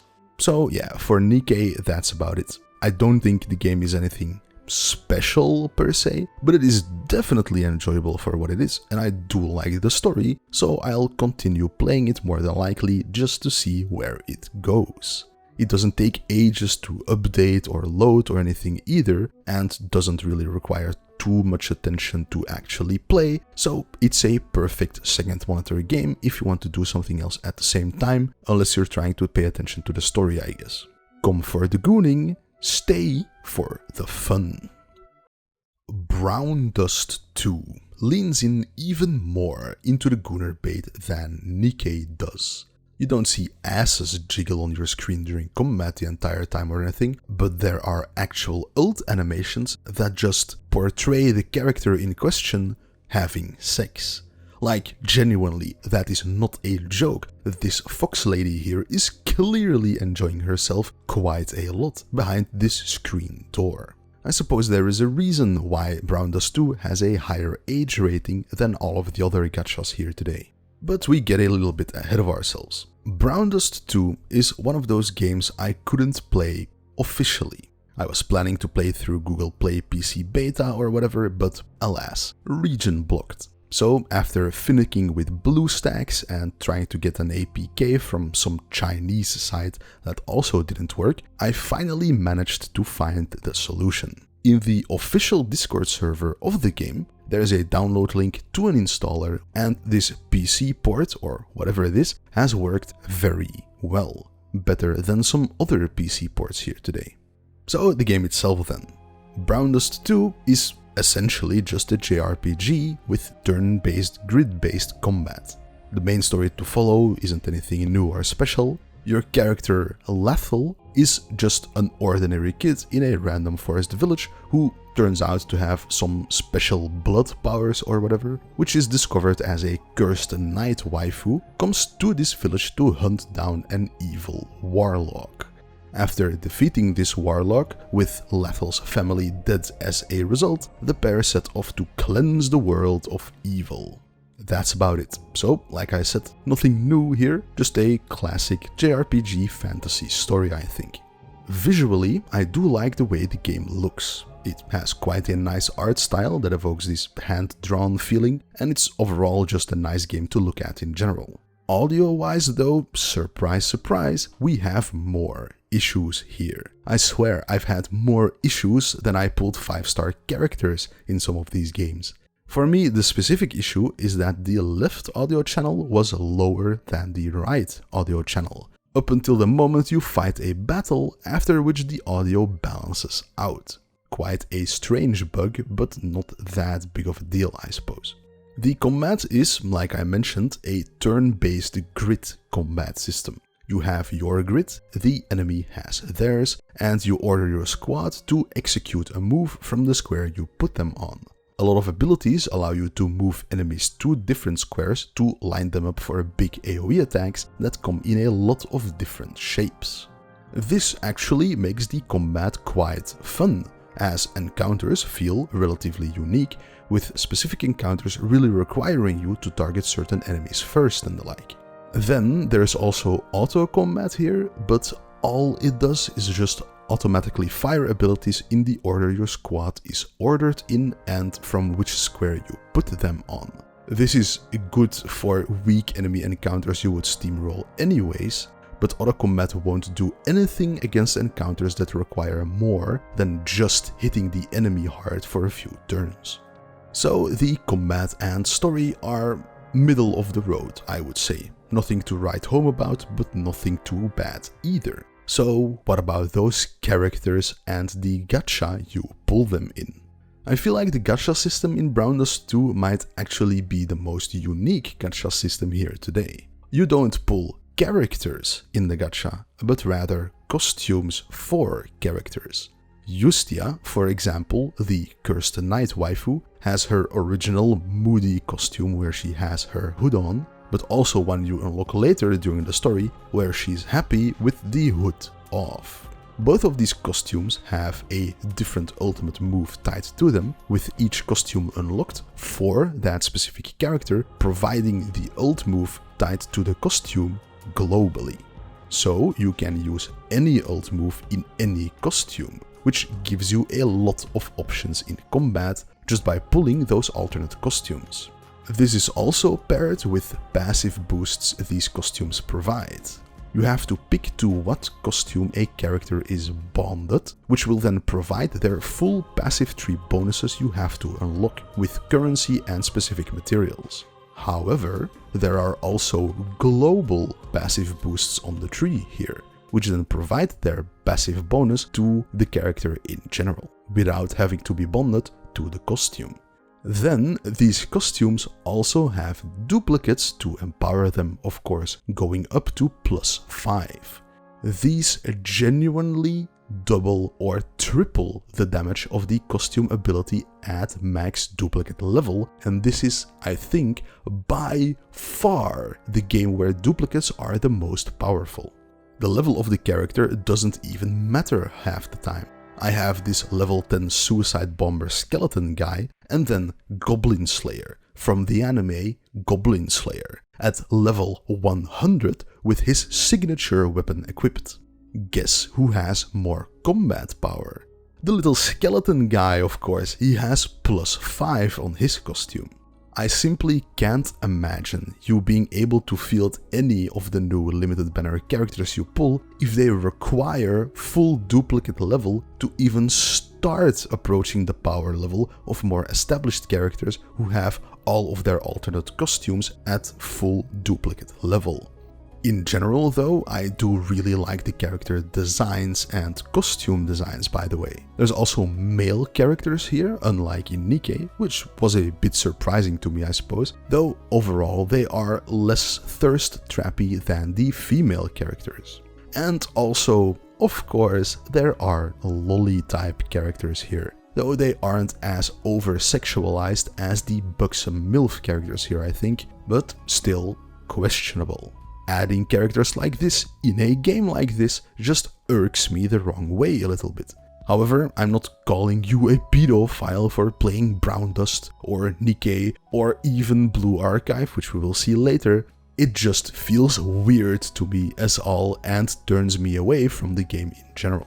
When it comes to power system then, aside from the costumes and stuff, there's also the collection buff.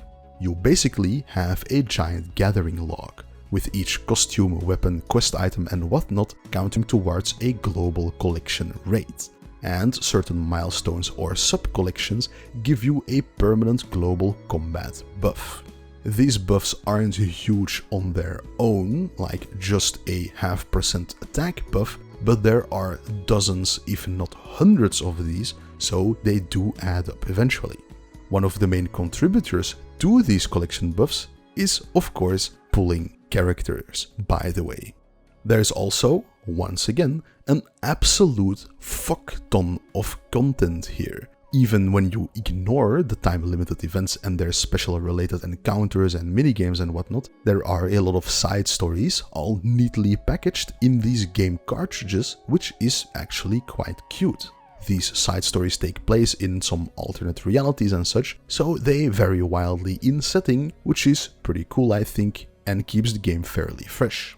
And then, of course, the elephant in the room, the Gooner stuff. Brown Dust 2 just goes all out on this front anymore, and it would just be a porn game. You have Gooner loading screens, Gooner lobby animations, Gooner costumes, Gooner ultimate animations, Gooner everything. The only thing I'm missing here is genuine porn, which you might think you can find a lot of on Rule 34, but there's actually a surprising small amount of it relatively speaking, though that may just be because the game isn't that popular, I suppose. Limbus Company, for example, has a lot more stuff on Rule 34, like genuinely 10 times as much as Brown Dust 2, with Limbus Company and its characters being the farthest from anything sexual out of all the gacha games on the list today. Overall though, I was once again impressed by how decent the actual game itself is, aside from all of the Gooner stuff. But I do feel like it relies more on the Gooner stuff to keep people interested than NIKKE does, for example. I did enjoy my time with Brown Dust 2, however, though I'm not sure if I'll keep playing it after this video. It's a bit much to keep up with, I feel, and the story isn't that captivating to me that I feel the need to finish it like I do with Limbus or NIKKE to a lesser extent. And the gameplay isn't fun enough to make me want to go back just to play the game like I feel for Wuthering Waves or Zenless Zone Zero. But I still feel like it's worth checking out. Come for the gooning, stay for the gooning. Girls Frontline 2 is the only real sequel game on the list today. Aside from Brown Dust 2, I guess, but you would never be able to tell as it stands firmly on its own. I have not played Girls Frontline 1 and don't really plan on it either, mainly because of its relatively old age. As far as I know and as far as I could tell, you don't really need to have played 1 to follow along with 2, as most things do get explained and rehashed, but I'm sure having played 1 would have given me more context as to what is actually going on and to the characters you reunite with during the story itself, like Kalina. Girls Frontline 2 takes place in a semi-post-apocalyptic setting. Large swathes of the planet are awash with something called collapse radiation, which is a mysterious energy that contaminated the Earth a few decades ago after it was unearthed in some ancient unknown civilization ruins.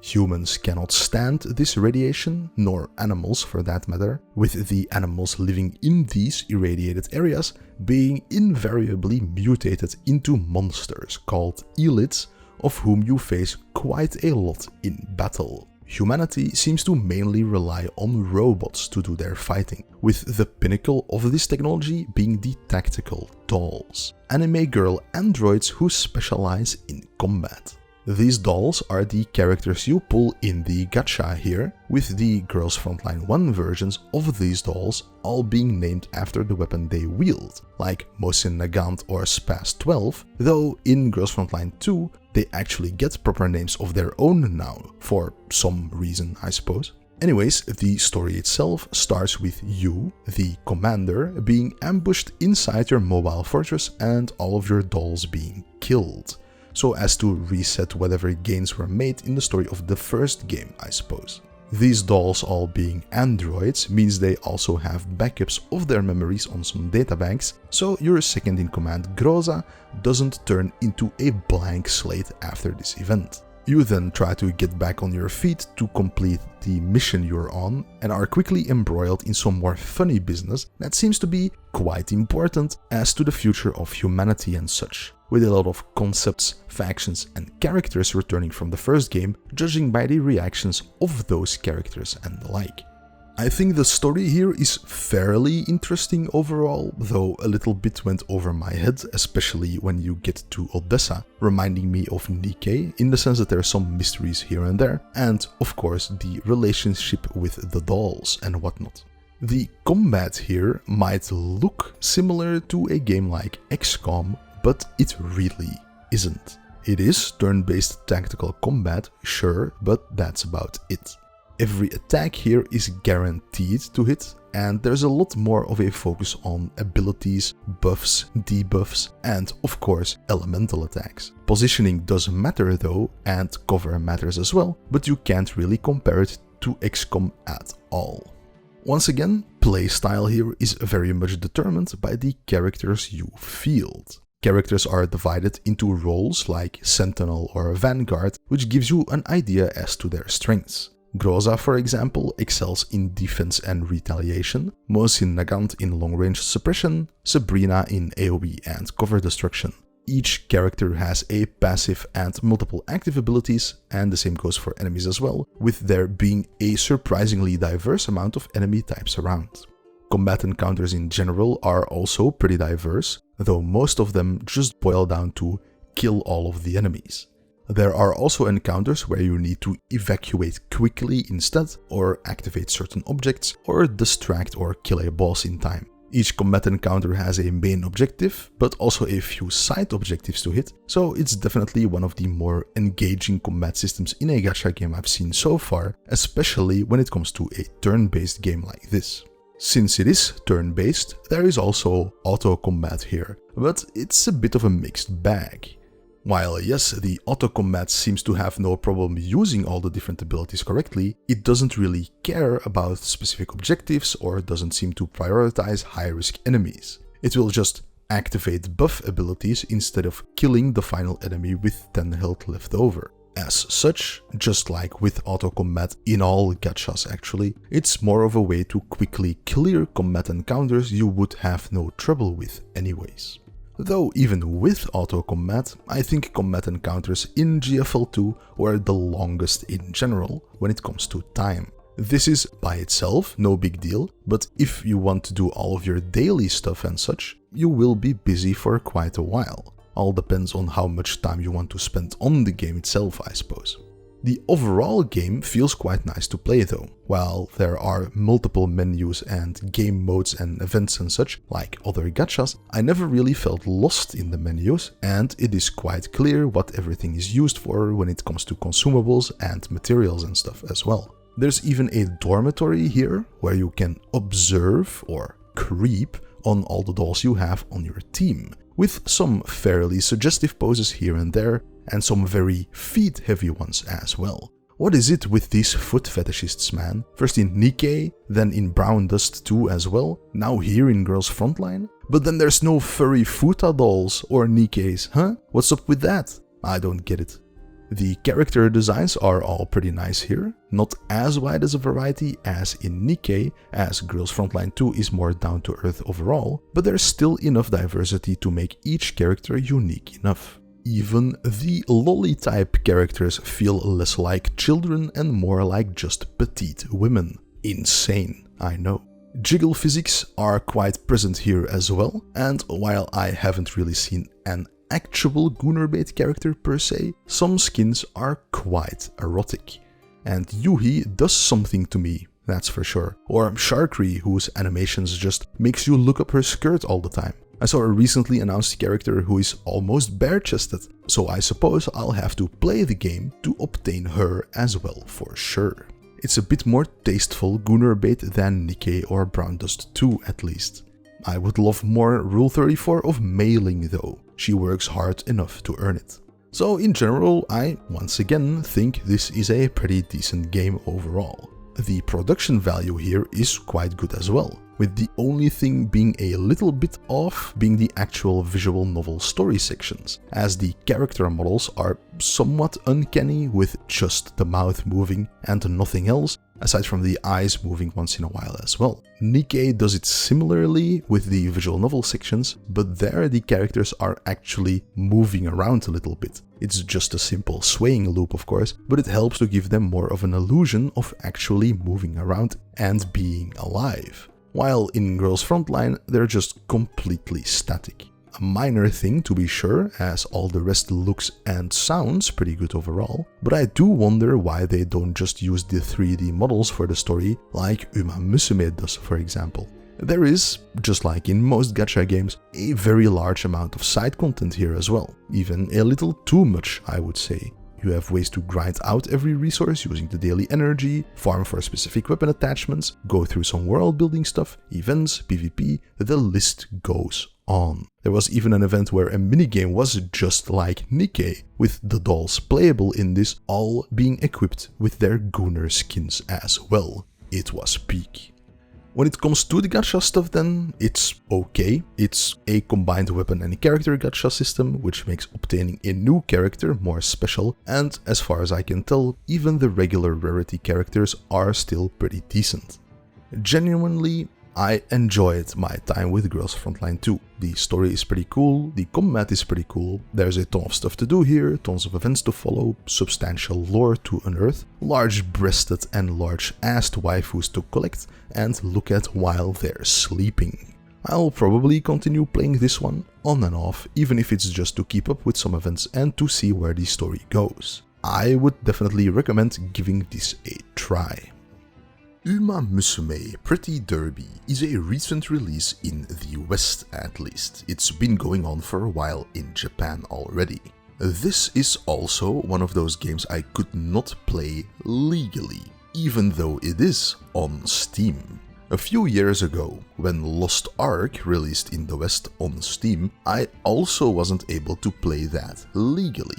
But by just activating a VPN, I could add it to my Steam library and play it with no issue on my main account. This workaround isn't possible anymore, it seems, so in the end I just had to make a new Steam account to actually play this, which then also required me to switch to that account and enable the VPN to even start Uma Musume if I want to play it, which is extremely annoying to me, but a specifically me problem. It's only really a problem when the game is banned in your country because of local laws.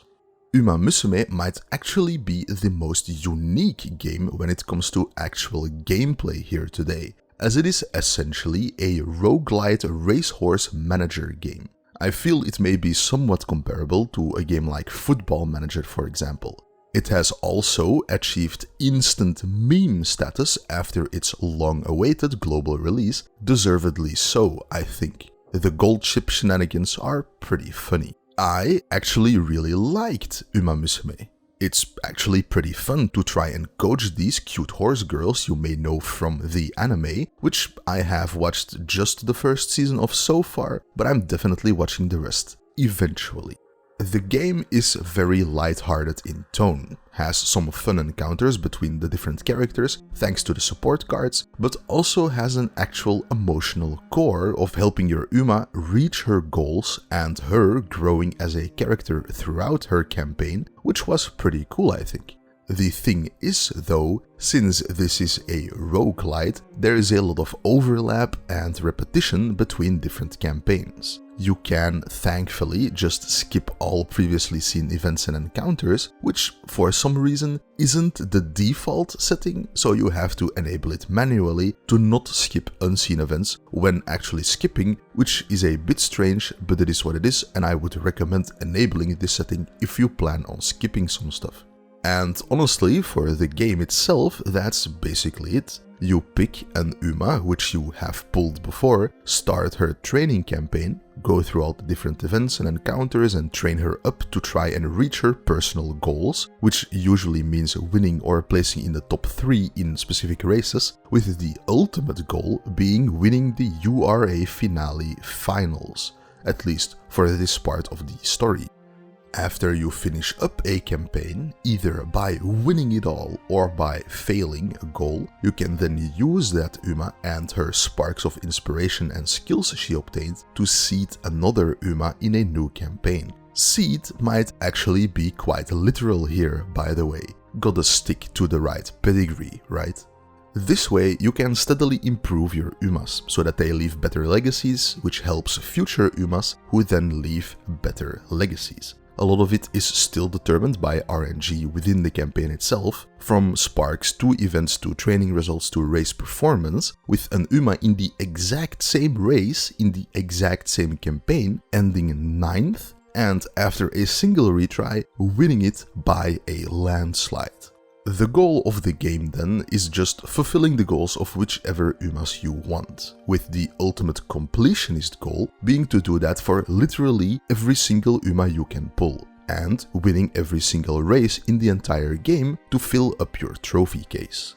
This alone would take hundreds of hours and a sizable amount of pulls, I imagine, but just going through the starting Umas you get in the tutorial is fun enough. And like with so many other gachas, the game is quite generous to new players, though that may have also been related to the fresh global launch and stuff. So you take the game as seriously as you want, I suppose. If all you want is just help your Umas reach their goals, you don't need to spend any money. But if you want to reach the PvP leaderboards, then I'm sure you'll need to buy at least a few temples with real money eventually. It's one of those games you can sink quite a large amount of time in if you get into it, with the release schedule of future content being quite clear-cut, as the Japanese version of the game has been out for a few years, and the global release will follow that established content release cadence, albeit at a faster release schedule, if I remember reading it right. Now, I do have my issues with the game, but they're all technical. Just like I Wanna Hug That Gator, full screening the game locks the monitor it's on to 30 FPS, which drives me utterly insane. and for some reason you can't reposition any of the UI elements, so you are stuck with the main screen all the way on the left over there. My neck genuinely started hurting after an hour or two of it like this, so some more UI options to alleviate this issue would be nice. Aside from that, though, I would say Uma Musume is a perfectly good fun game to play. The pulling system doesn't even feel too necessary, though I have heard that good support cards become very important later down the line, and duplicates start becoming more important later on as well. But aside from that, I don't think I recall even a single pop-up for a real money store, which is one of the best compliments you can give a gacha game like this, I think. In the end, I was surprised how good the game actually looks as well, with the characters being very well animated in the visual novel style event, story moments and such, and the races themselves look very nice as well, though it's still obvious it's a mobile game. Voice acting is also very good, though not everything is completely voiced, but at least the voice sounds are all nice. And every Uma also has their own winning live idol concerts all in-game, with every Uma actually, singing their own winning live, which is very cool. Just very nice overall, the production value here is quite stellar. However, even after all the deserved praise the game gets from me, I don't think it's one I will play that much after this video. The reason for it is quite simple. Having to switch Steam accounts and enabling a VPN anytime I want to play it even for 10 minutes sucks ass, and I fucking hate it. It might be a minor inconvenience, sure, but I still hate it.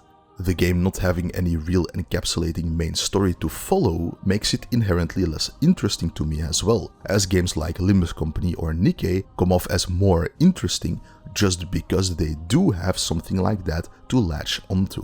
Sure, I like Special Week and Daiwa Scarlet and her rivalry with Vodka, but I don't really care for it after I've seen the same thing play out 5 times, just to try to get that URA finale win.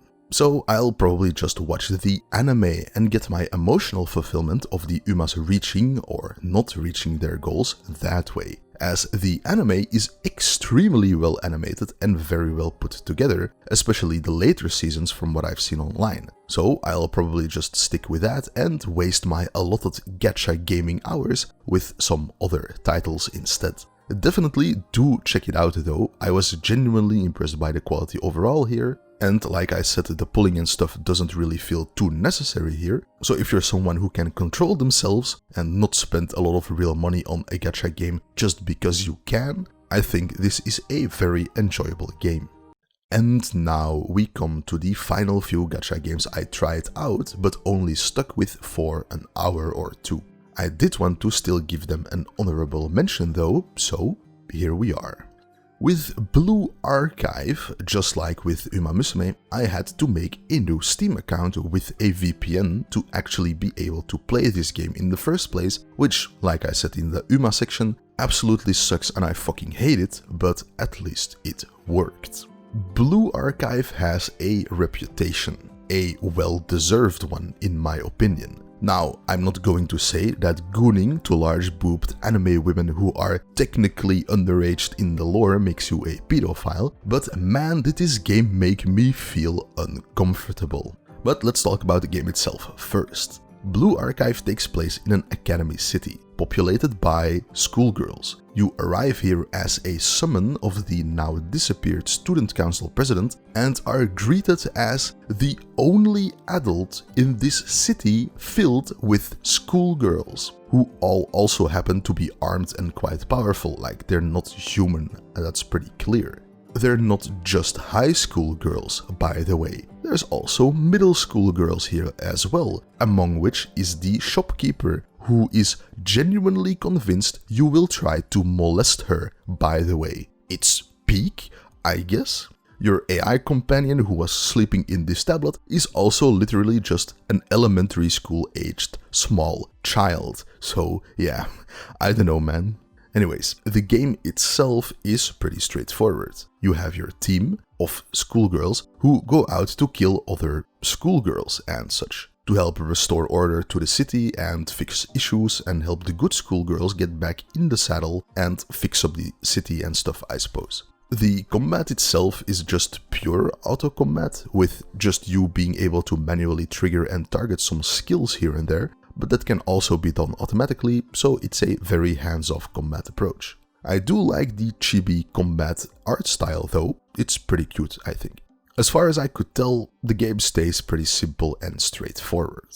A big part of the game seems to be the interaction with the schoolgirl characters, with one of the first of these interactions being this semi-tsundere girl getting very flustered about money she thinks you spent on going to a strip club. A strip club in a city filled with schoolgirls, by the way. But turns out it was actually a gacha game. This is pretty funny and meta humor, but again, you are the only adult here and these are schoolgirls. It just never sat quite right with me, like this entire dynamic of the game. And that is also the main reason why I didn't play it very much. The game just didn't quite sit right with me, I don't know how else to explain it, and it honestly didn't do anything special gameplay-wise I hadn't found in other gacha games at this point in my gacha exploration experience. If it's for the goon bait, even with the skimpy high school girls, NIKKE has some of those as well, but at least there it isn't the main focus of the entire story. So, with the game being this special and the very volatile community surrounding this as well, I'm not going to touch this in the future. Once again, I'm not going to tell you you are a sick fuck for playing this game. It's just a game with fictional characters after all, but it just rubs me the wrong way. In a nutshell though, it feels like a true gacha game. And if you enjoy gacha games in general just for them being gacha games, I'm sure this is a game you will enjoy. But looking at this game without the gacha stuff, this one didn't really do it for me. Arknights was on the list purely because it showed up when I looked for popular gacha games on Google. I have the feeling it might be a very popular gacha game indeed. On mobile, as there is no official PC port yet. This complicates matters, as I needed to play this through BlueStacks to actually be able to play it in the first place. When I did finally get it installed and all that jazz, I was disappointed. While all gacha games on the list, and I think maybe even all gacha games in general, are mobile games, Arknights was the first game on the list I played that actually felt like just a mobile game. The production value here is quite low compared to the other gacha titles. While yes, it is just another visual novel type game with some combat sections, the visual novel sections felt quite barren with no voice acting and stuff, but at least the combat being a form of tower defense was neat enough.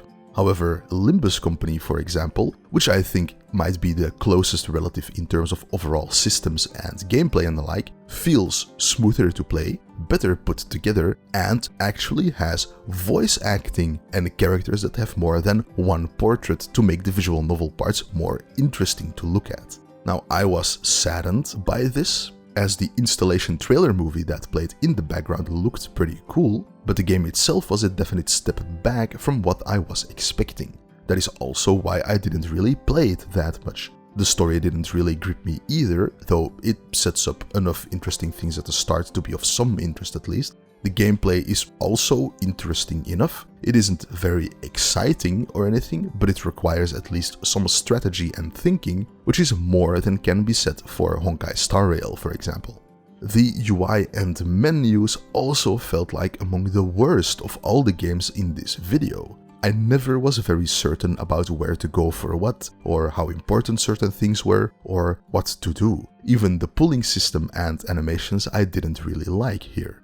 I did at least reach the part where you unlock the base building, which feels a little bit like the XCOM base building with different rooms to clear and organize and stuff, which is pretty neat for what it is, but in general, the game just didn't click with me, so I didn't really bother.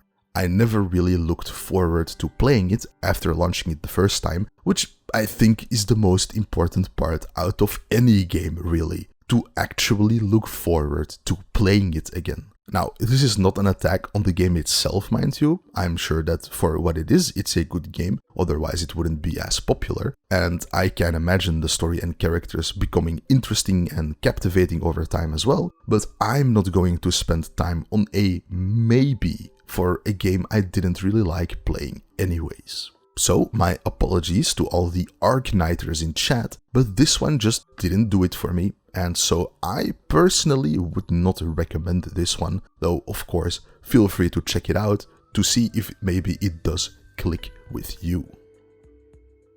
Reverse 1999 was a game that Steam recommended to me after the algorithm picked up on how much I was playing Limbus Company.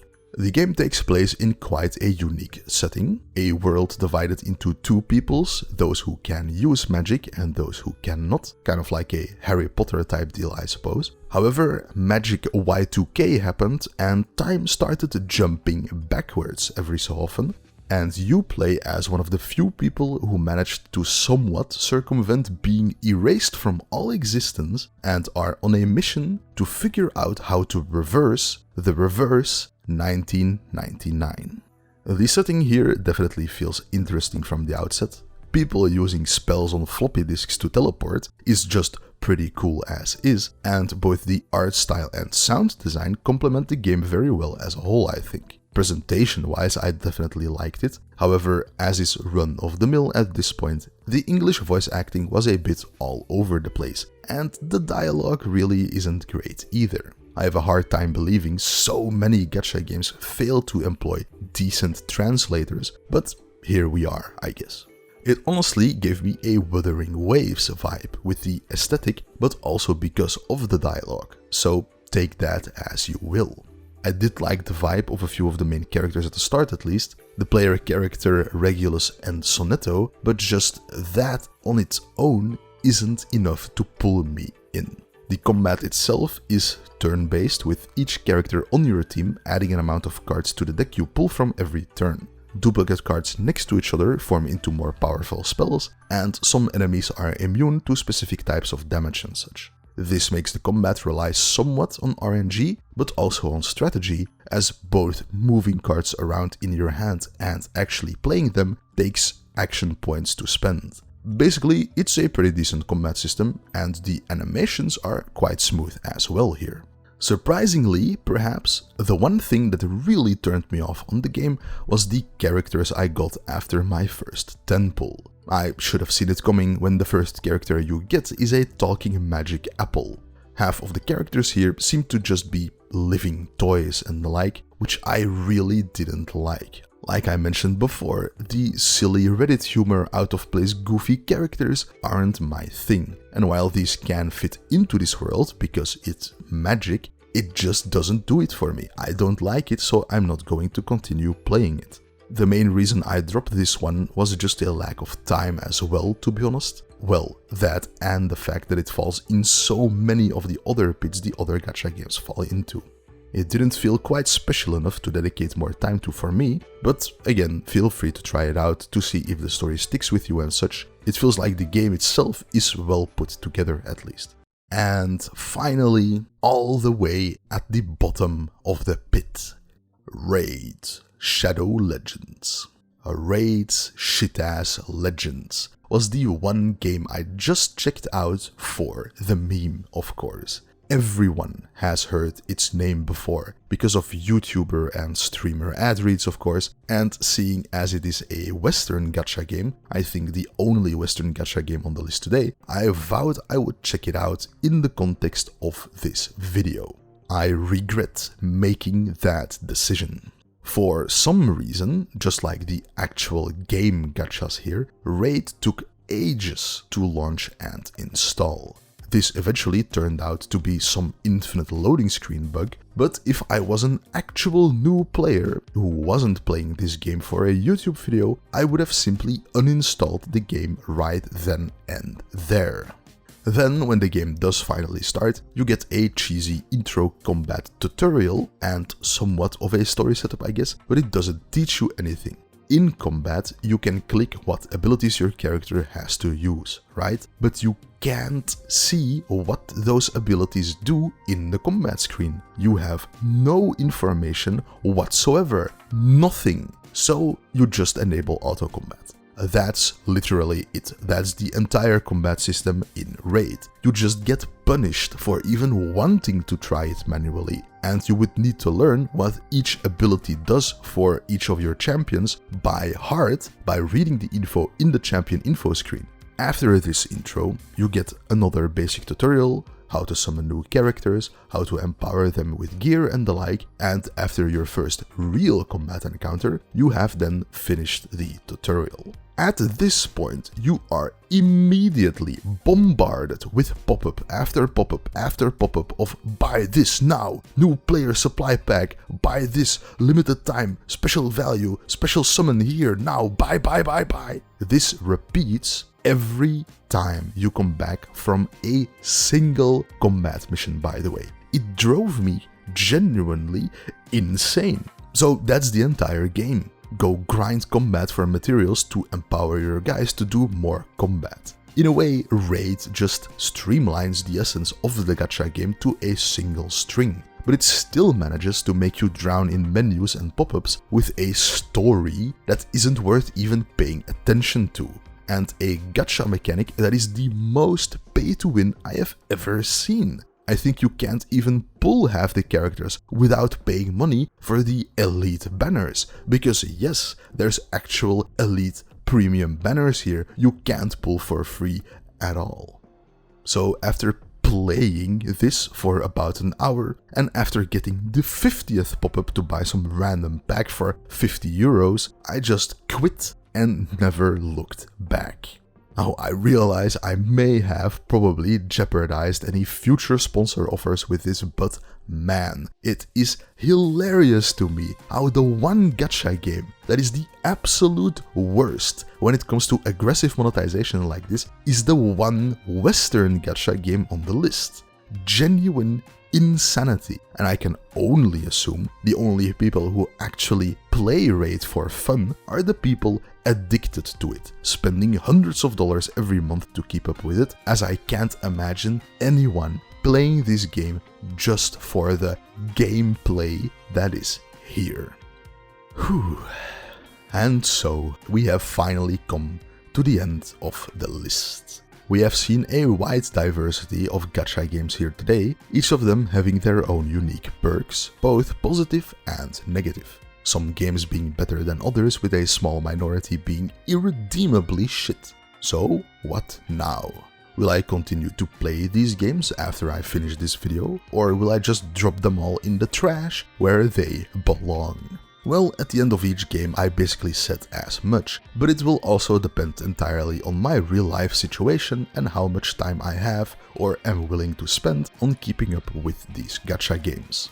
I will say that I think at least about half of these games are worth it to play, or at least check out, just because they are quite enjoyable. But all of these games are generally time sinks and try to be money sinks as well, as they are in essence just solo live service games with a gacha system in them, like I mentioned at the start. Personally, I don't have a lot of free time anymore these days because I am cursed with something called having a job, so only the real cream of the crop will be enjoyed by me in the future going forward. It's mainly just Limbus Company, NIKKE, Wuthering Waves, and then to a lesser extent Zenless Zone Zero and Girls Frontline 2. The rest I'm more than likely not keeping around for one reason or another, which I mentioned in each game's section. Also, at a certain point during this project, I did start to have a general feeling of listlessness towards these games. Feelings like, why am I even playing this? What is even the point of getting these 3-star, S-rank, 5-star SSR characters? What is my purpose in life? I guess I just got desensitized to the whole gacha war machine, but that period didn't last too long, as the games I did continue to play all had merits enough to keep me playing aside from just the Skinner box gacha stuff. And in the end, when these games inevitably shut down, be it in 5, 10 or 100 years, what will we have? Our waifus will be gone, our geeked out builds will be gone, all the money we spent on levels and skins and pulls and premium battle passes will be gone, like tears in rain. But there is one thing they will never take from us, no matter what. The real Gachaslop are the memories we made along the way and the times we gooned to all the waifus. And they may have been worth it, depending on, you know, how much you wailed out and all that. I'm not judging, it's your money, you do with it what you want. So in conclusion, are gacha games really cursed money-sucking evil games made just to get you addicted to them and spend money on them? Yes, but a sizable amount are just enjoyable games on their own as well, with the gacha system in place to keep them free to play and to fund the updates and events. Most gacha games seem to be fairly generous to their players, especially to their new players, and the only times I felt like I needed to spend money was if I really wanted specific skins for characters, which is just pure cosmetics, or if I wanted to power level a brand new character to high level, which is also possible through free-to-play, but it just takes a little bit more time. If you plan to keep up with more than one gacha game at the same time, these can easily take up all of your free time, and there will inevitably come a time where you won't be able to get limited banner characters without splurging for extra 10 pulls. It is up to you at that point whether this is worth it to spend actual money on. But practically all the games here today are perfectly playable as a free-to-play player, and I would say that at least about half of them are genuinely above average in terms of enjoyment as a game, even ignoring the gacha aspect completely. If you play these games and find enjoyment in them, just playing one or two of these can really give you hours upon hours of enjoyment for many weeks to come. So especially if you are a student or someone with not that much money to spend on buying games, but enough time to actually play them, these gacha titles are prime real estate for you. As long as you can resist the temptation of putting in actual real money into these games, which is something they are designed to tempt you into. At the end here, I definitely don't have an abject hatred towards gacha games anymore. And if you enjoy playing these games, more power to you. Well, except if it's Raid Shadow Legends, then you can go eat a bag of dicks. I hope you have enjoyed this massive video looking at a bunch of gacha games to unravel this game category as someone who hasn't bothered with it before, and if you made it all the way to the end, I want to thank you for that from the bottom of my heart, and I really hope you enjoyed the video. I will try to make the next one not as long and not take as long to produce, for which I hope you will be here to watch it as well. Thanks again for watching. See you next time. Dalzion out.